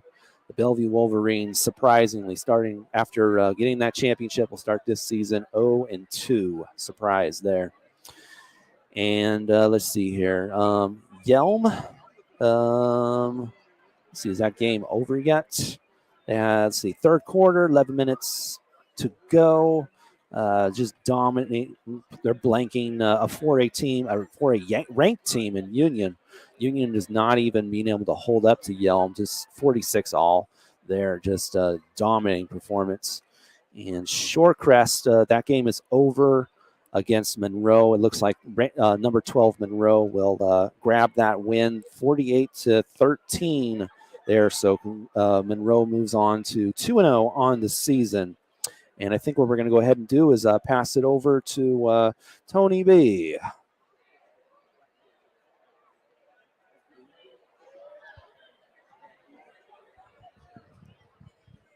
Oh, okay. We're just going to pass it on here to Rick and let's see if Rick and John can get their headphones. I'm going to pass it on to John here, and if Rick can put his headphone on. Yes, if Rick can put his headphone on. Thank you. Okay. And welcome back. We are ready for the second half here. Garfield leading 35-3. And Roosevelt, as we said, they won the toss but deferred, and so they will receive here in the second half. And I believe, John, as we said earlier, it's either 40 or 42 points. I can't remember the mercy rule. So that may go into effect. Garfield leading now by 32 points, 35-3. But they have dominated this game. And in a manner in the first half where they had a lot of penalties, a lot of mistakes, and still played through that. Yeah. And like I said, if I'm the Garfield coach, hey, look, we're beating ourselves. You know, they're not stopping us. So that makes a difference. But Roosevelt was moving the ball, and then they just kind of turned it off. Yeah, they really did. And I hate to say it, but if they go into strictly passing mode, they're going to get zonked. Yeah, so Garfield ready to kick it, and quarterback EJ had 3 touchdown passes in that first half. Yeah. And the kick is... Oh, he got a lane. Received and outside. Oh, and a big hit. And they're going to call a flag. And John, I think they're going to call a flag for you hitting up too high toward the head. That was pretty close. What a shot. That was close. Right there. So they'll tack on 10 or 15 yards to that return. And so Roosevelt likely will start the ball start the first possession right at about the 45-yard line. We'll see what the call is. And again, Garfield's quarterback, and I apologize. I know I'm not pronouncing his last name right because that's why I always call him EJ. But 3 touchdown passes in the first half. Kemino. He had an 80-yarder, 48-yarder, and the 5-yarder, and had a couple of touchdown runs as well. Abadou had a 61-yard touchdown run. Gillick a 3-yard touchdown run. Mm-hmm. And Garfield again on top 35-3 as we start the second half. Mm-hmm. And the officials... They called it a face mask. They gave the signal for a face mask. This is a personal foul. And I thought they had that the sign was pointing to the head or that's what it was. I mean, that hit was high. Yeah, it was. And even though, John, I mean, you look at it, he hit him in the chest and shoulder area, but it still did not hit him in the head, but they still. But it's high. Yeah. And that's the thing. I mean, I think it's great you have the concussion protocol, the different things you're trying to protect the players.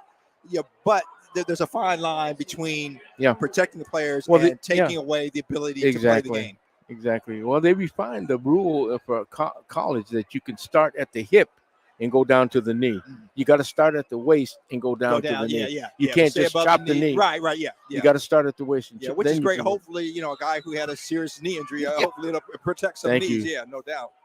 But so Roosevelt taking first and 10 on the 42-yard line. They got a slot, and they got 2 double wides. Olson, the quick pass out to Dowden. Dowden there, and nowhere to go. Oh, a couple Garfield players there, and Dowden's going to lose about 3, maybe 4 yards. Let's see where they mark it.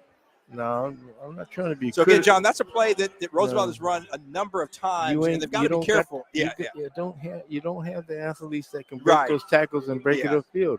That hasn't worked as well as getting your man downfield a little bit and getting into that open area in the flats. So a loss of about 3 yards, or they say 2 on the scoreboard, but I'm looking at the field as 3 yards. About 3 yards. 2nd and 13 at the 39-yard line. They're blitzing. Low snap. Hit from behind. Oh, nice pass. He got it all. And Dante Washington able to pull it in on the sideline, and he'll have about 5 yards. They mark it at the 44-yard line.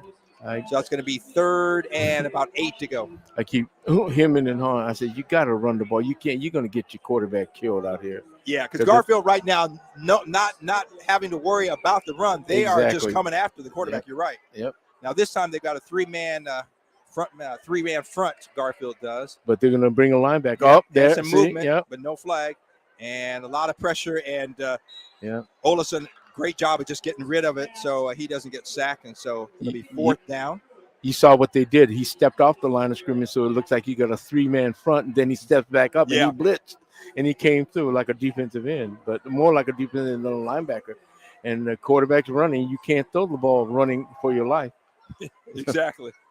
So that'll make it 4th and 8 for the Rough Riders. They'll punt it away.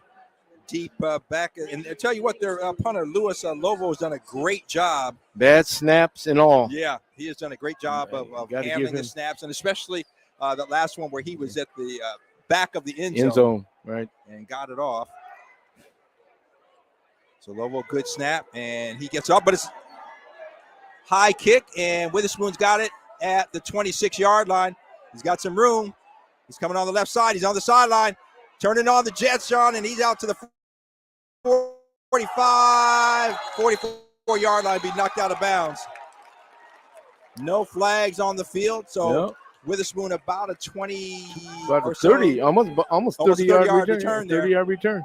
And tell you, he was able to get outside of the coverage there and had a man. If he would have had a little bit more real estate, he may have taken that all the way. Well, you saw how the Garfield guys were laying off the blocks. They didn't really lay a lot of. Check that, John. I said no flags, but now I see one on the far end of the field at the 38-yard line. So what do they call it? Holding. Now, okay, John, that's all the way on the other side of the field. I mean, so those are the things you've got to clean up. Had no bearing on the play. I know you at all, but now you're gonna come back. Coach Witherspoon saying, "What are you doing, holding way over here?" Yeah, it's going to bring back a good return, giving you great field position. Thank you. Yeah, so those are the little things that a championship team has to clean up. You cannot do that. It just doesn't happen. It's early in the season, but if you get into these bad habits now, it's going to carry on through the rest of the year. Yeah, you have to clean that up. And as a coach, you got to clue in on that. So now instead of starting outside close to the 45-yard line, you're starting way back at the inside the 10-yard line at about the 8. Yeah, and any mistake you make gives the team the other, turnover here gives the other team an advantage. So it's play it straight up. So the Bulldogs with the penalty starting on their own 8-yard line. Check that. Let's see. They're moving looks like the ball is right on the 8-yard line. So 1st and 10 for Garfield. 10:45 left to play. We're at the start of the second half. Bulldogs leading Roosevelt 35-3. EJ looking for a receiver. He's got Shabazz, and Shabazz got some room. Face mask. It's a face mask. So Tariq Shabazz. Yep. And let's see what the call is. What it looked like, John, like you said, a face mask at the end of the play, and that is exactly it. Yep. So tack on another 10 yards, I believe. So he was out close to the first down, out at about the 19-yard line, and they're going to mark off some more yardage from that point. Yeah, they're going to move it. Okay, so inadvertent 5 yards. Yep. So now they're going to spot the ball at the 24-yard line. So the Bulldogs kind of out of that hole quickly. 1st and 10 at the 24-yard line. I'd like to see Garfield run the ball. I mean, eat up the clock. Well, and their big guy, Jimmy Miller, looked like he didn't come out. An ankle, and he is done for the day. I saw him with the jersey off. He was limping in the first half. Okay. There's some movement there, and flags, pre-snap, and they're going to say, yep, movement on the offense, so that's going to be 5 yards. Bulldogs take it back to the 19-yard line. They'll make it 1st and 15 for Garfield at their own 19-yard line. Come on, I can understand jumping in the first quarter. This is the 3rd quarter. You shouldn't be jumping now. But it's game 2. It's game 2. And I realize early in the season, but still, you've got to clean this stuff up. Garfield has had a ton of mistakes, and lucky that they're just playing an opponent that is not as competitive. We call those unforced errors. Oh, good pitch. There's a hole. Going to the left side. And he tripped over his blocker. That was Julius Gillick, and he had some room and cutting to the outside and just lost his footing. Well, actually, his blocker tripped him. He cut behind his blocker and he tripped on him. So Gillick takes it out to the 25-yard line. A pickup. So it'll be 2nd and 9 to go. They've got to get out to the 34-yard line for a 1st down. He picked up about 7 or 8 yards, right? So a good run there. Yep. And had some more room, and just again, like you said, his own man tripped him up. So it'll be 2nd and 9 at the 25-yard line for the Bulldogs. 9:50 left to go in the 3rd quarter. Bulldogs leading 35-3. Rick Dupree, John Yasutaki, we're live at Memorial Stadium. The Space Needle smiling down on us. Friday night under the lights here at Memorial Stadium. Double wideouts. They're going to go upfield. EJ looking. He's got Imperset. Makes a man miss. It's off to the run. Past the 40, the 45 spins, and he's out to midfield. And so I tell you what, Armani Imperset has done a great job of getting yards after the catch, John. Takes it all the way out to midfield, actually into Roosevelt territory to the 49-yard line. Did a nice little spin move. Got out of that tackle.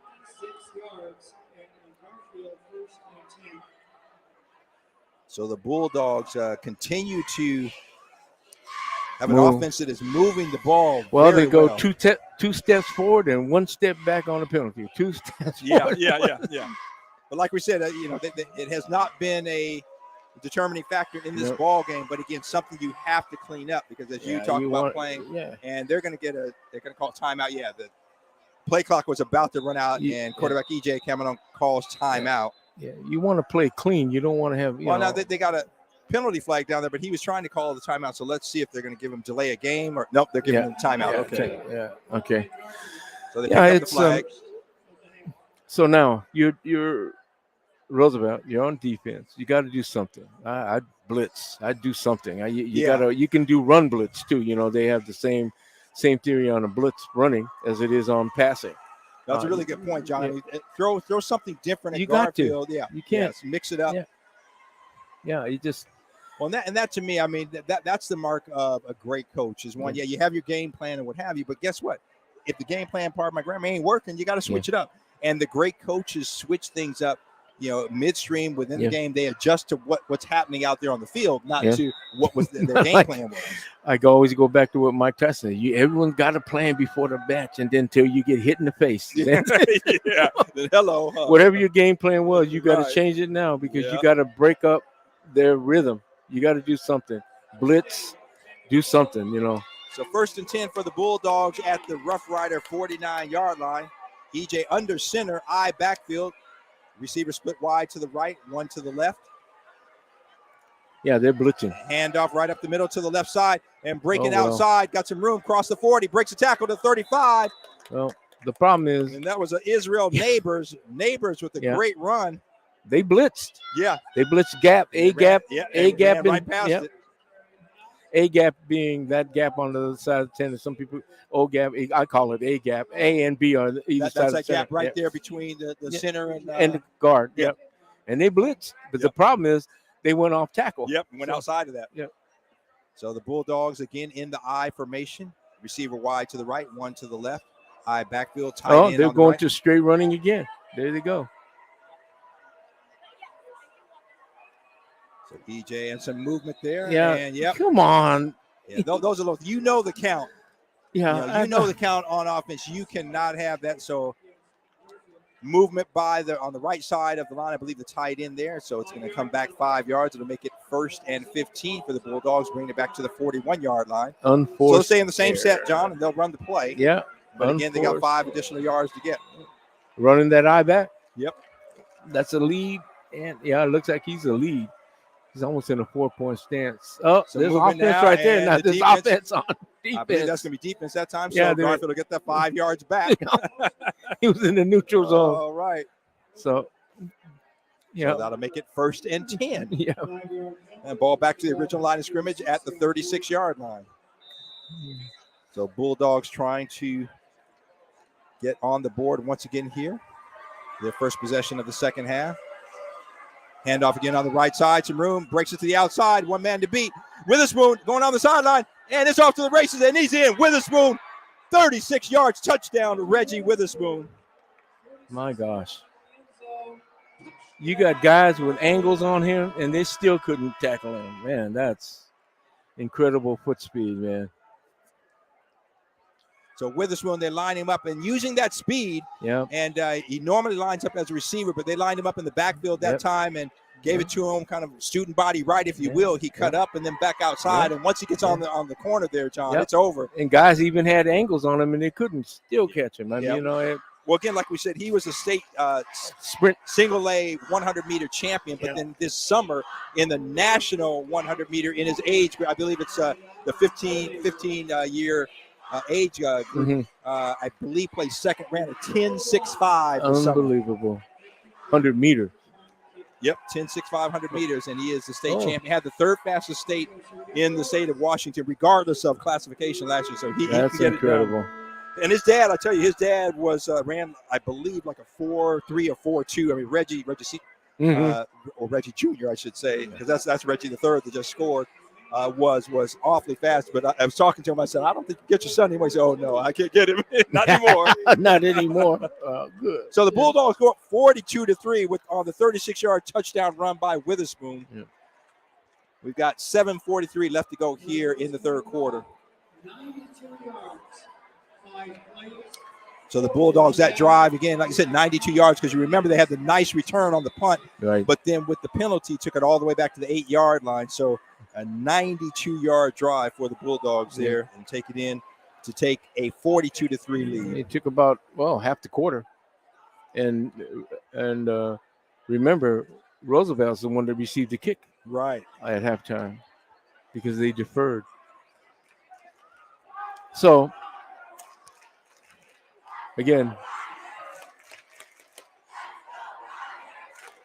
So, John, if I'm not mistaken, it is a 40-point mercy rule. So if the Bulldogs score one more time, what that means is, and that is a WIAA rule both in basketball and football, they will have a running clock from that point forward. Yeah. So just kind of that mercy rule. So, I mean, the score's already run up, but so the score's not run up even more. But right now, the Rough Riders will take possession on the kickoff here. 7:43 left to go in the third quarter. We're live at Memorial Stadium, Leon H. Brigham Field. And the kick high, and it's going to be fielded at about the 6-yard line, 7-yard line. Get something positive. Get upfield. And the Rough Riders. Okay, not bad. Up to 25. Return there. That was number 13, Sam Ingman, 6'2", 155-pound junior receiver. And he takes it out to the 25-yard line. So the Rough Riders will take over 1st and 10 at that point. 7:36, but they are in a big hole here, John, trailing 42-3. Yeah. So you don't want to play, throw a ball out there, get it intercepted, get a turnover, but you got to move the ball. You cannot just good point punt it back. You can't and the do handoff that. Oh, good right run. Inside, not bad. And it's going to be a pickup of about 3, maybe 4 yards. The pile kind of moved forward. Yeah, not bad. And trying to see the number, I believe that was anything positive, Rick. Anything right. positive. Move the ball. Anything positive. And I apologize, I can't see the number of the. I didn't see it back. either. No. That may have been Tommy Stapleton, number 7. Yeah, I think that was him. 5'10", On that direct 175-pound handoff. junior. Yeah. Direct handoff. Grant Olison again in the gun. Stapleton right there. Olison looking to his right. And now throwing back to Stapleton to the left. And Garfield reads it. Yeah. Stapleton gets maybe a yard. But good read by the Garfield defense, Lucky to get to the line of scrimmage. That ball was floating out there, though. I thought it might have been picked. And that was a Marquand Davis coming up to make the stop. Well, now, if you throw a 3-yard pass when you got 5 to go. 3rd and 5. So let's see what the play call is here. Grant Olison, the quarterback, in the gun. He's got a single back there with him. 3 receivers to his right, which is the wide side of the field, 1 to the left. Get the ball upfield. Olison looking to his right. Good. And he's got a receiver coming across the middle. First down and then some. Good. And that was Sam Ingman once again. Ingman, nice catch coming across, kind of a little crossing pattern there, and found a gap. Good job. He's their all-purpose guy. Takes kicks, kickoff, really is. Returns, etc. So Ingman all the way out to the 44-yard line. So first down for the Rough Riders. That is good. There you go. Positive. Again, if you just joined us, you're listening to our live coverage of Metro League football Friday night under the lights. We are live at Leon H. Brigham Field, which better known as the Memorial Stadium. And Roosevelt, the quick pass out. And a great play by the defense there, number 5. So that is Tyshawn Rain, and Rain read that all the way, a little screen pass out to Garrett Dowden, and he had nowhere to go. He was hit as soon as he got that ball. Forward progress, they're going to say, was at the 42-yard line, so a loss of only 2 yards, although he was driven back about 6 or 7. The Garfield defenders react too quick. They're too quick. They're too fast. You really can't. It just. Well, John, that's a play that Roosevelt has run a number of times. So I think Garfield sees it, and it's like, it's not working. Right. So you have to switch it up. That's where your offensive coordinator's got to get creative. Got to do something different. Olison's pressure coming, he breaks loose, and then is hit. Across the original line of scrimmage, picks up about 4 yards. So Olison, a good job there of stepping up in the pocket and then just tucking and running, get some positive yards all the way out to the 46-yard line. So that's going to make it 3rd and 8 to go for the Rough Riders. Yeah, he was going to go for a loss, but he did a good job. Tuck the ball, keep it, get upfield. Yeah, I really like what I'm seeing out of Olison, the senior quarterback. He's showing a lot of poise under pressure. Under pressure, right. Olison calling the signal, now sends a receiver in motion, Dante Washington. Olison, again, pressure steps up, and he's going to tuck it and run, and not a lot of room there, and he's going to be brought out of bounds. I believe that is Marquand Davis again with the tackle, and maybe a yard. So that's going to make it 4th and 7 to go. Balls at the in between the 40, just shy of the 48-yard line. Now you're on the negative side of the 50. Kick it. Yeah, you need to get start looking at field position. Yeah, and they're going to do just that. And they've got a good kicker in senior Louis Lovo, so he's back to punt it away. And now deep for the Bulldogs is number 18. That is Jason Finley. So Finley back, replacing Witherspoon. It looks like Coach Witherspoon trying to get some of, his second string guys in. That high kick, and it's going to come out of bounds. So it's the second time that Lovo has kicked it. Well, hold on. It's come out. Did they blow the whistle? They killed the play? Okay, looks maybe so. I'll say the second kick where he's kicked it high, but it's come over to the left and hasn't gone very far. Hasn't gone very far. And came out of bounds, but I think let's see what the call is. Yeah, it may have been a pre-snap call. Yeah, it may have been delay of game because it looks like they're going to mark off 5 yards. Again, I think they just blew the whistle to kill the play. Yep. They wasn't set. They weren't set. Okay, so we're going to replay that again. And again, Louis Lovo back at his 35-yard line. No, boy, they're crowding that line of scrimmage. And they're coming after it, and Lovo gets in a good kick. Good kick. And fielded at the 20-yard line. Bobble, but gets it back. And coming through in the middle, still on his feet, that is Jason Finlay. And Finlay takes it out short of the 30-yard line, about the 28-yard line. So Finlay did a good job of fielding that high punt, number 1, with guys coming at him, and then got some positive yards on the return. So the Bulldogs will take over, leading 42-3. 3:07 left to play in the third quarter. And the Bulldogs have it 1st and 10 on their own 29-yard line. Well, make sure to stay tuned. We'll be back here tomorrow afternoon for another game right here live at Memorial Stadium. But before that, John, I want to remind our listeners, tune in at 1 o'clock. We'll be broadcasting live from the 50th anniversary celebration of Langston Hughes Performing Arts Institute. And 5-0. Yep, 5-0. And Rainier Avenue Radio will broadcast from 1 until 2:30. There'll be performances, speakers, booths. I mean, just a lot of activities going on. They're calling the block party outdoor. So come on by over there on 17th and Yesler and enjoy the celebration. Yep. Double wides. So new quarterback in, and the pass is just short, incomplete. And in for quarterback now for the Bulldogs, number 15, James Allison. So again, Coach Witherspoon. Coach Witherspoon, run the ball. Yeah. Because you throw a ball and it goes incomplete, it stops the clock. Just run the ball. Well, he's got good point. And he's got some of his younger players in now, which this is great. You get those younger guys get a chance to get. I remember my sophomore year getting a chance to be out on this field, and it was kind of overwhelming. Yeah. But it certainly helped as I went into my junior year. Yeah. And you felt more comfortable. Hey, I've been here, I've done this, I know what to expect. Exactly. So the Bulldogs 2nd and 10, and fumble on the snap, but it's picked up in the backfield by the running back. And that is Julius Gillick, and Gillick getting some positive yards out of that, John. Put in a lick at the end there, too. Yeah. So Allison not able to handle the snap, but Gillick just picked it up and gets about 3 yards out to the 32-yard line. So a really heads-up play there. Positive yardage. Yeah, Julius Gillick. Yeah. So it'll be 3rd and 7 to go. Bulldogs have to get out to the 39-yard line. Well, I like this. Coach Witherspoon's playing some of the younger players, which is good because you never know what that's going to mean later on in the year. Yeah, absolutely. You never know. So 3rd and 7. And looking to pass, and they're going to be sacked. Ball's out, and it's still going, and there's a pile up, and I think they're still on the feet. They came to the lineman, Keandre Ashley.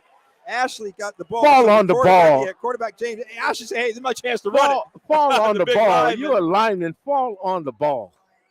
So a loss on the play there. Now, what did you do as a lineman? If you got a chance to run the ball, you were going to run it, weren't you? Oh, heck yeah. I'd be running to the day. All right. So stop saying it's fall on the ball. Yeah, I thought I had a fumble against Franklin until some guy hit me square in my behind. Separated you from the ball. Yeah, separated me from the ball, but it was incomplete. My brother was standing there, didn't even block for me.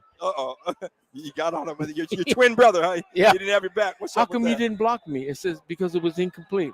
Oh, thanks. And you know how important Franklin Garfield was. Anytime you can get a lick in. Oh, yeah. Yep, that's the bragging rights, baby. Come on.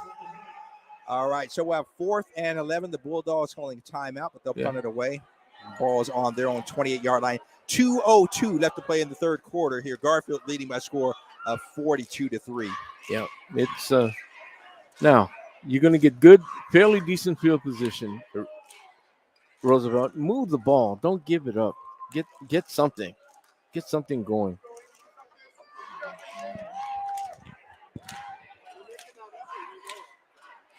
So again, we are live at Memorial Stadium. I'm Rick Dupree. That is John Yasutaki. And we're happy to bring you, this is a first of our continuing coverage all season long, our first game here of the 2022 season. And again, just want to remind you to stay tuned and join us tomorrow. In addition to broadcasting live at the Langston Hughes Performing Arts Institute's 50th anniversary block party, we will also bring you Metro League football, Eastside Catholic and Ballard tomorrow right here at Memorial Stadium. So make sure to tune in. I believe that game, John, I'm trying to remember what time that game is, and forgive me. Bad snap. Oh, he got a good kick out. And fielded at the 40-yard line. And backwards. I think got a face mask. Yeah, maybe a face mask. Witherspoon was there along with, that should have surprised me. That was a Mike terrible snap, but he got a darn good kick out, Did you get that? Yeah. So again, tomorrow live here. I want to say it's a 5 o'clock start. I'll check that Eastside Catholic and Ballard. You can hear that game right here live on Rainier Avenue Radio. And John, that game 6. Yeah, 5 o'clock start. 5 o'clock. Okay. So again, we'll be live from Langston Hughes from 1 until 2:30, and then here at Memorial Stadium starting at 5 o'clock, we will bring you Eastside Catholic and Ballard right here on Rainier Avenue Radio. And make sure to check out our streaming platforms, Facebook, YouTube, or Twitch. You can see the game, hear the action. Yeah. And the Rough Riders will take over 1st and 10 on their own 41-yard line. Did they switch? No, the same. Okay. Handoff nice inside, run. Cutting back, and a Good short run. gain, about 3, maybe 4 yards. Yeah. Yes. And that was a Nathan Hahn. Yeah, pretty good. On a 5'5", 155-pound junior running back. Come on, Get positive yards. Yeah, about 4 yards out to the 45-yard line. So a minute 33 left to go here in the third quarter. Get Rough positive Riders yards. trying to mount a drive here. Again, handoff straight up the middle. Hahn, and not a lot of room this time on the right side. And I think he might be stopped for about a yard loss on that play. So to make it 3rd and 7. Yeah.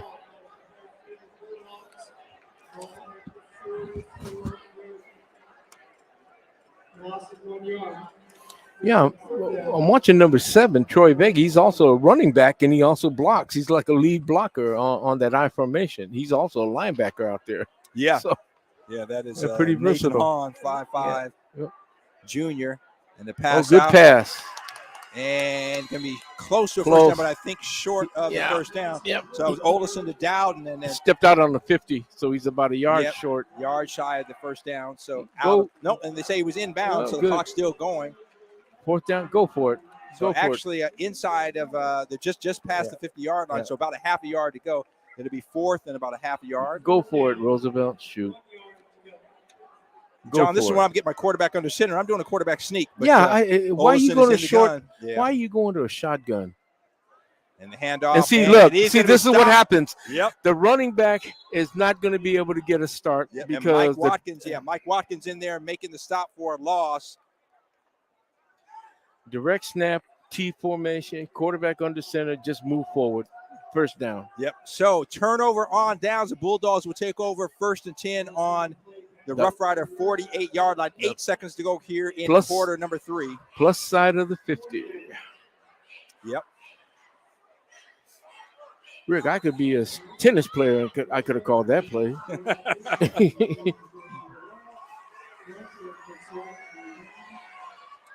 So the Bulldogs with the reserves in at quarterback is number 15, James Allison.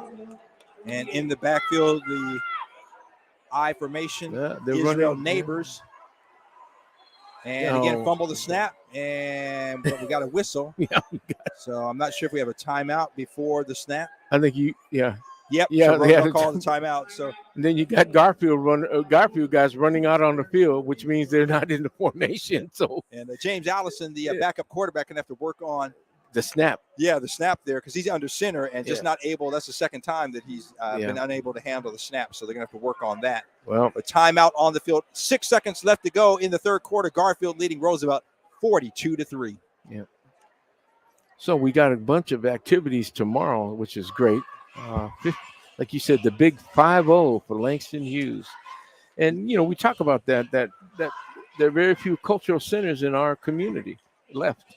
Yeah, and it's so important. I mean, I was talking earlier off air and told you I saw my first play at Langston Hughes Performing Arts Center. I'll never forget the name of it. Living Black Ain't Easy. Yep, Living Black Ain't Easy. So, and Steve Sneed, who started the Summer Teen Musical Program, will be on hand.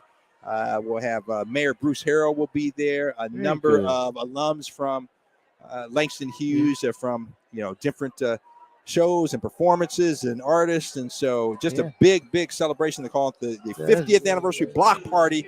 That is tomorrow, starting at 1:00 at Langston Hughes Performing Arts Institute, and we will bring you live coverage of that for the first half of it from 1 until 2:30. But they'll be partying until 5:00. Yeah. And the handoff off the left side, and a lot of room there. Open. Oh my gosh! That is he's still going. Neighbors on his feet, breaks a tackle, and Neighbors is going to go all the way. 48 yards. No tackle. Neighbors. No tackling.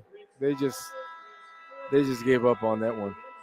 That was just an off-tackle slant, Rick. Just direct handoff, off-tackle slant on an I formation.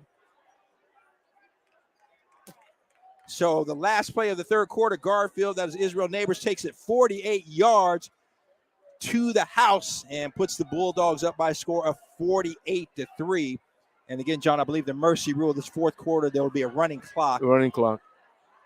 So Neighbors, though, again, off the left side, like you said, and had some good positive yards, and looks like he was stopped, and then just kept the feet moving, kept the legs turning, and was able to break through and took it all the way to the house. Yep.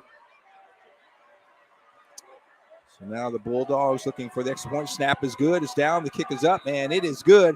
And that's going to make it 49-3 Bulldogs. Yeah. Yep.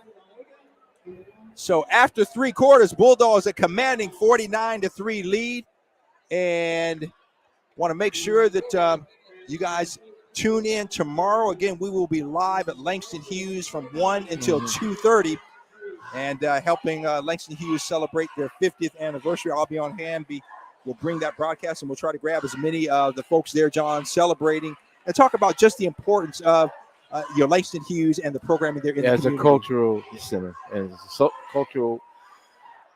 It's more than just culture. It, like I said, in these days and times, it's an affirmation.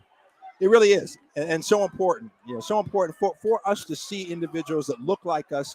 And for kids growing up. Yeah. And we talk about that a lot of times in my household, and what have you, the importance of knowing that hey, you can achieve. You look at our family. We were talking off air. My brother David Dupree. I'm proud of my brother. A couple of things. David was the first African American journalist hired by the Wall Street Journal. Yeah. He was in 2008 to receive the Naismith Kurt Gowdy award at the NBA Hall of Fame, recognizing print journalism excellence. I read his articles in Wall Street Journal. Very good stuff. Yeah, man. yeah, real good yeah. stuff. I went from the Washington Post to USA Today and had a great career there. Dang it! When we played against him, once he took off, we couldn't catch his butt. He was gone. No, Dave was definitely the best athlete in the family. I mean, I consider myself a good athlete. But, no, you good too. But not at the level of Dave. That's for sure. No, that guy could run. Man, he was. Yeah, I'll after the kickoff here, I'll tell a little story he told me about playing USC and O.J. Simpson. Short kick is fielded at about the 18-yard line by the Rough Riders, and not a lot of room there. No. And brought down just outside, short of the 25. I would call it maybe the 20, 22, 23-yard line for progress. Anything over the 20 is a plus, so that's a plus. That was Charlie Nagel. So, yeah, quick story. David said, he played safety, and he always played inside because he wasn't worried about anybody being able to outrun him, except one guy by the name of O.J. Simpson at USC. And apparently O.J. was pulled out of the game. So David, normally lining up outside with O.J. there, lined up inside. Well, somehow O.J. stuck back in the game, and he didn't realize it. And he said that he realized that he's lined up inside, and they decided to run the student body right. And O.J. gets the pitch, and David said he looked at O.J. as he tells it, and O.J. looked at him, and then they looked at the corner, and he said 80 yards later, O.J.'s in the end zone. He said, I tell you what, that was one dude that you did not want to get outside because he once he got it going, you could catch it. Yeah. And now, I mean, you look at, unfortunate all the things that happened to him later in life, but such a great athlete at 6'2", 6'3", and just great speed and I'll never forget. I mean, I was as a kid growing up. I mean, that was the running back I idolized. Well, in college, there was no peer. He was the best. Oh yeah, he was the best. He deserved that Heisman. There's no question. Yeah, absolutely. I think we got a call here because it looked like it might have been a personal foul, but it looked like it was a catch and a fumble and so there was a kind of a screen pass out in the flats by Roosevelt, and it looked like I thought the receiver dropped it. He dropped it. Yeah. I thought it would have been called a fumble, but we'll see. But something happened afterward. The referee's conferring, and again, like we said, the mercy rule is in effect, so the clock is still running. So only 9:58, and the clock is still running. So that is the one thing that happens when a team goes up by 40 or more points, and so the clock will continue to run. So we literally have 9:48 left to go. And that will be it.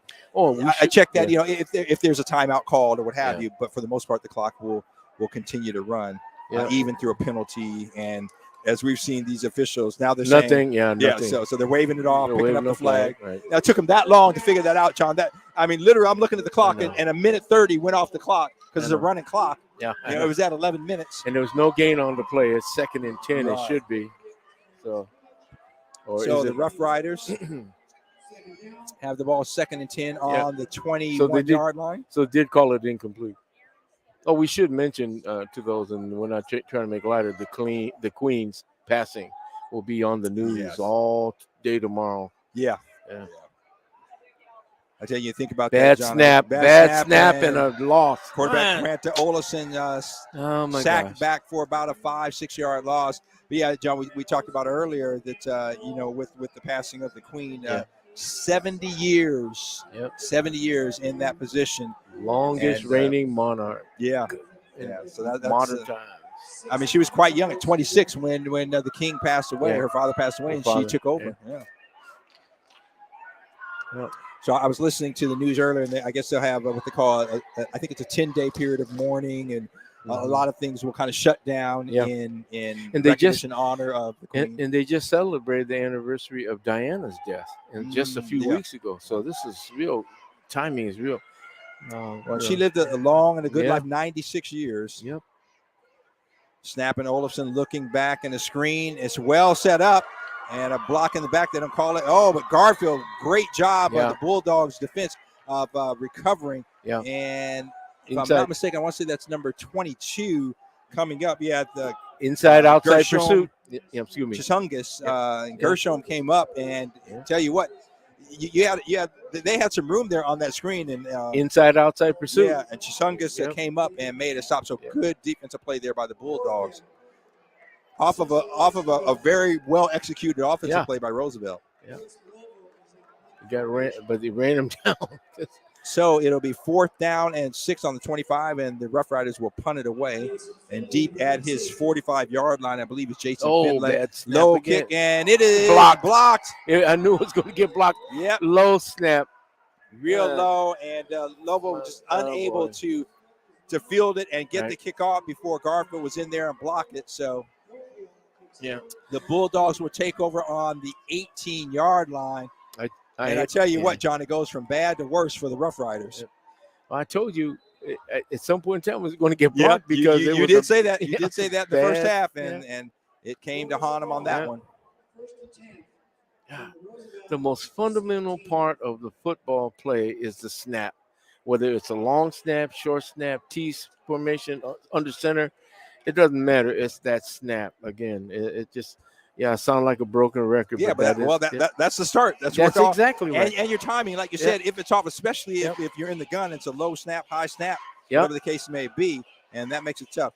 And handing off, and that is going up the middle. Neighbors off the right side, cuts it back into the middle and picks up, looks like about 5 yards. I think they're going to give him. Run the ball, Garfield. Don't throw the ball. And a little rabbit you see on the field there. The rabbit running off, going into the locker room.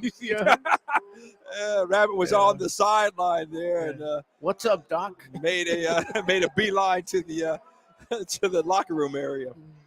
So the Bulldogs 2nd and 5, 5:55 left to go in the ball game, leading 49-3. I'm looking for Elmer Fudd. Where's that crazy rabbit? Running formation. Allison under center, hands off. Nope, Allison going to throw it. He's got a receiver, throws it high. It's caught right at the goal line. And it's complete, but I don't see the signal. I think it's at the goal line. Yep, at the goal line. I believe that was Tariq Shabazz. Yeah. And I'm not sure if it's Shabazz or Shabazz, but I'm going to call him Shabazz. Well, potato, tomato. Shabazz catches it right there at the goal line. So the Bulldogs have 1st and goal to go at the 1 yard line. 5:12 left to go in the ball game, leading 49-3. Run this one. The running formation there in that eye. So the Bulldogs, John, coming off an impressive 26-16 win over top-ranked Lake Stevens. Oh, he fumbles it and still falls in the end zone. And let's see, don't see a call yet. And there it is, touchdown. Yeah. So quarterback Allison fumbles the ball. Fumbled the ball, but was able to get it. Pick it up. Yep. Falls on it in the end zone.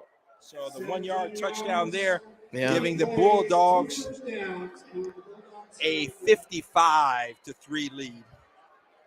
Yeah. 4:31 left to go in the ball game. They should, as they say, this is a running clock. Yep. So the clock is still running through all of that. Snap is up. The kick is low, but it still gets over the crossbar. That's unbelievable. Somebody's living right, because that ball was not even headed over the goalpost. Well, so it was a high snap, but the holder was able to get it down. Rush was coming in, but the kick went. He got it off anyway. It was low, but just barely. You saw it had no trajectory at all. Right, but barely got over the crossbar. It's good. So Garfield, with 4:20 left, and the clock does stop here on the change of possession for the kickoff. 4:20 left to play. Bulldogs leading Roosevelt 56-3. So again, want to remind you to tune in tomorrow, a couple of live broadcasts. And this is kind of what we do here at Rainier Avenue Radio, bringing you programming from the community. We'll be at Langston Hughes Performing Arts Institute tomorrow from 1 until 2:30, celebrating their 50th anniversary. And the festivities, a big block party. We'll have, the mayor is set to be on hand. I believe Steve Sneed, one of the original directors there and who created the summer teen musical program, will be on hand. I think he may be emceeing. Isaiah Anderson Jr., who has directed all of the summer musicals, will be on hand. A number of folks will be there. And also we will broadcast in later in the afternoon at 5 o'clock right here at Memorial Stadium, Eastside Catholic and Ballard. So make sure to stay tuned tomorrow. Rainier Avenue Radio bringing you a lot of live community programming right here. And you can check it out on the stream of it on Facebook, YouTube, or Twitch. So Roosevelt with a fine return out beyond the 30-yard line. And they'll start it out at about just short of the 31-yard line. Check that right at the 30-yard line. So this is one of those periods of time when you say, get out there, play hard, but don't get hurt. Yeah, that's a really good point, John. You don't want any injuries. Right. And for the Bulldogs able to get a number of their reserves to get some. Have fun, but hey, don't get hurt. Yeah, but this is what you want. You really want guys to be able to get out there and get a sense of what it's like to be on the big stage, if you will, the field. Okay, no. So low snap. Rough Riders have Ben Davison at quarterback, and the snap was low. He wasn't.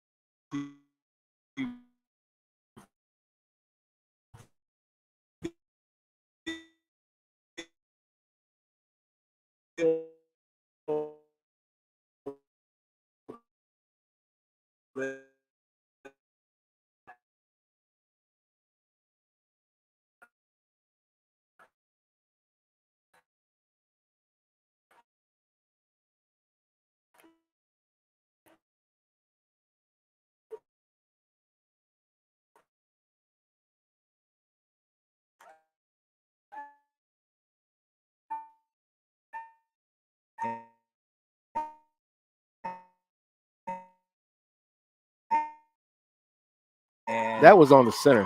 Yeah.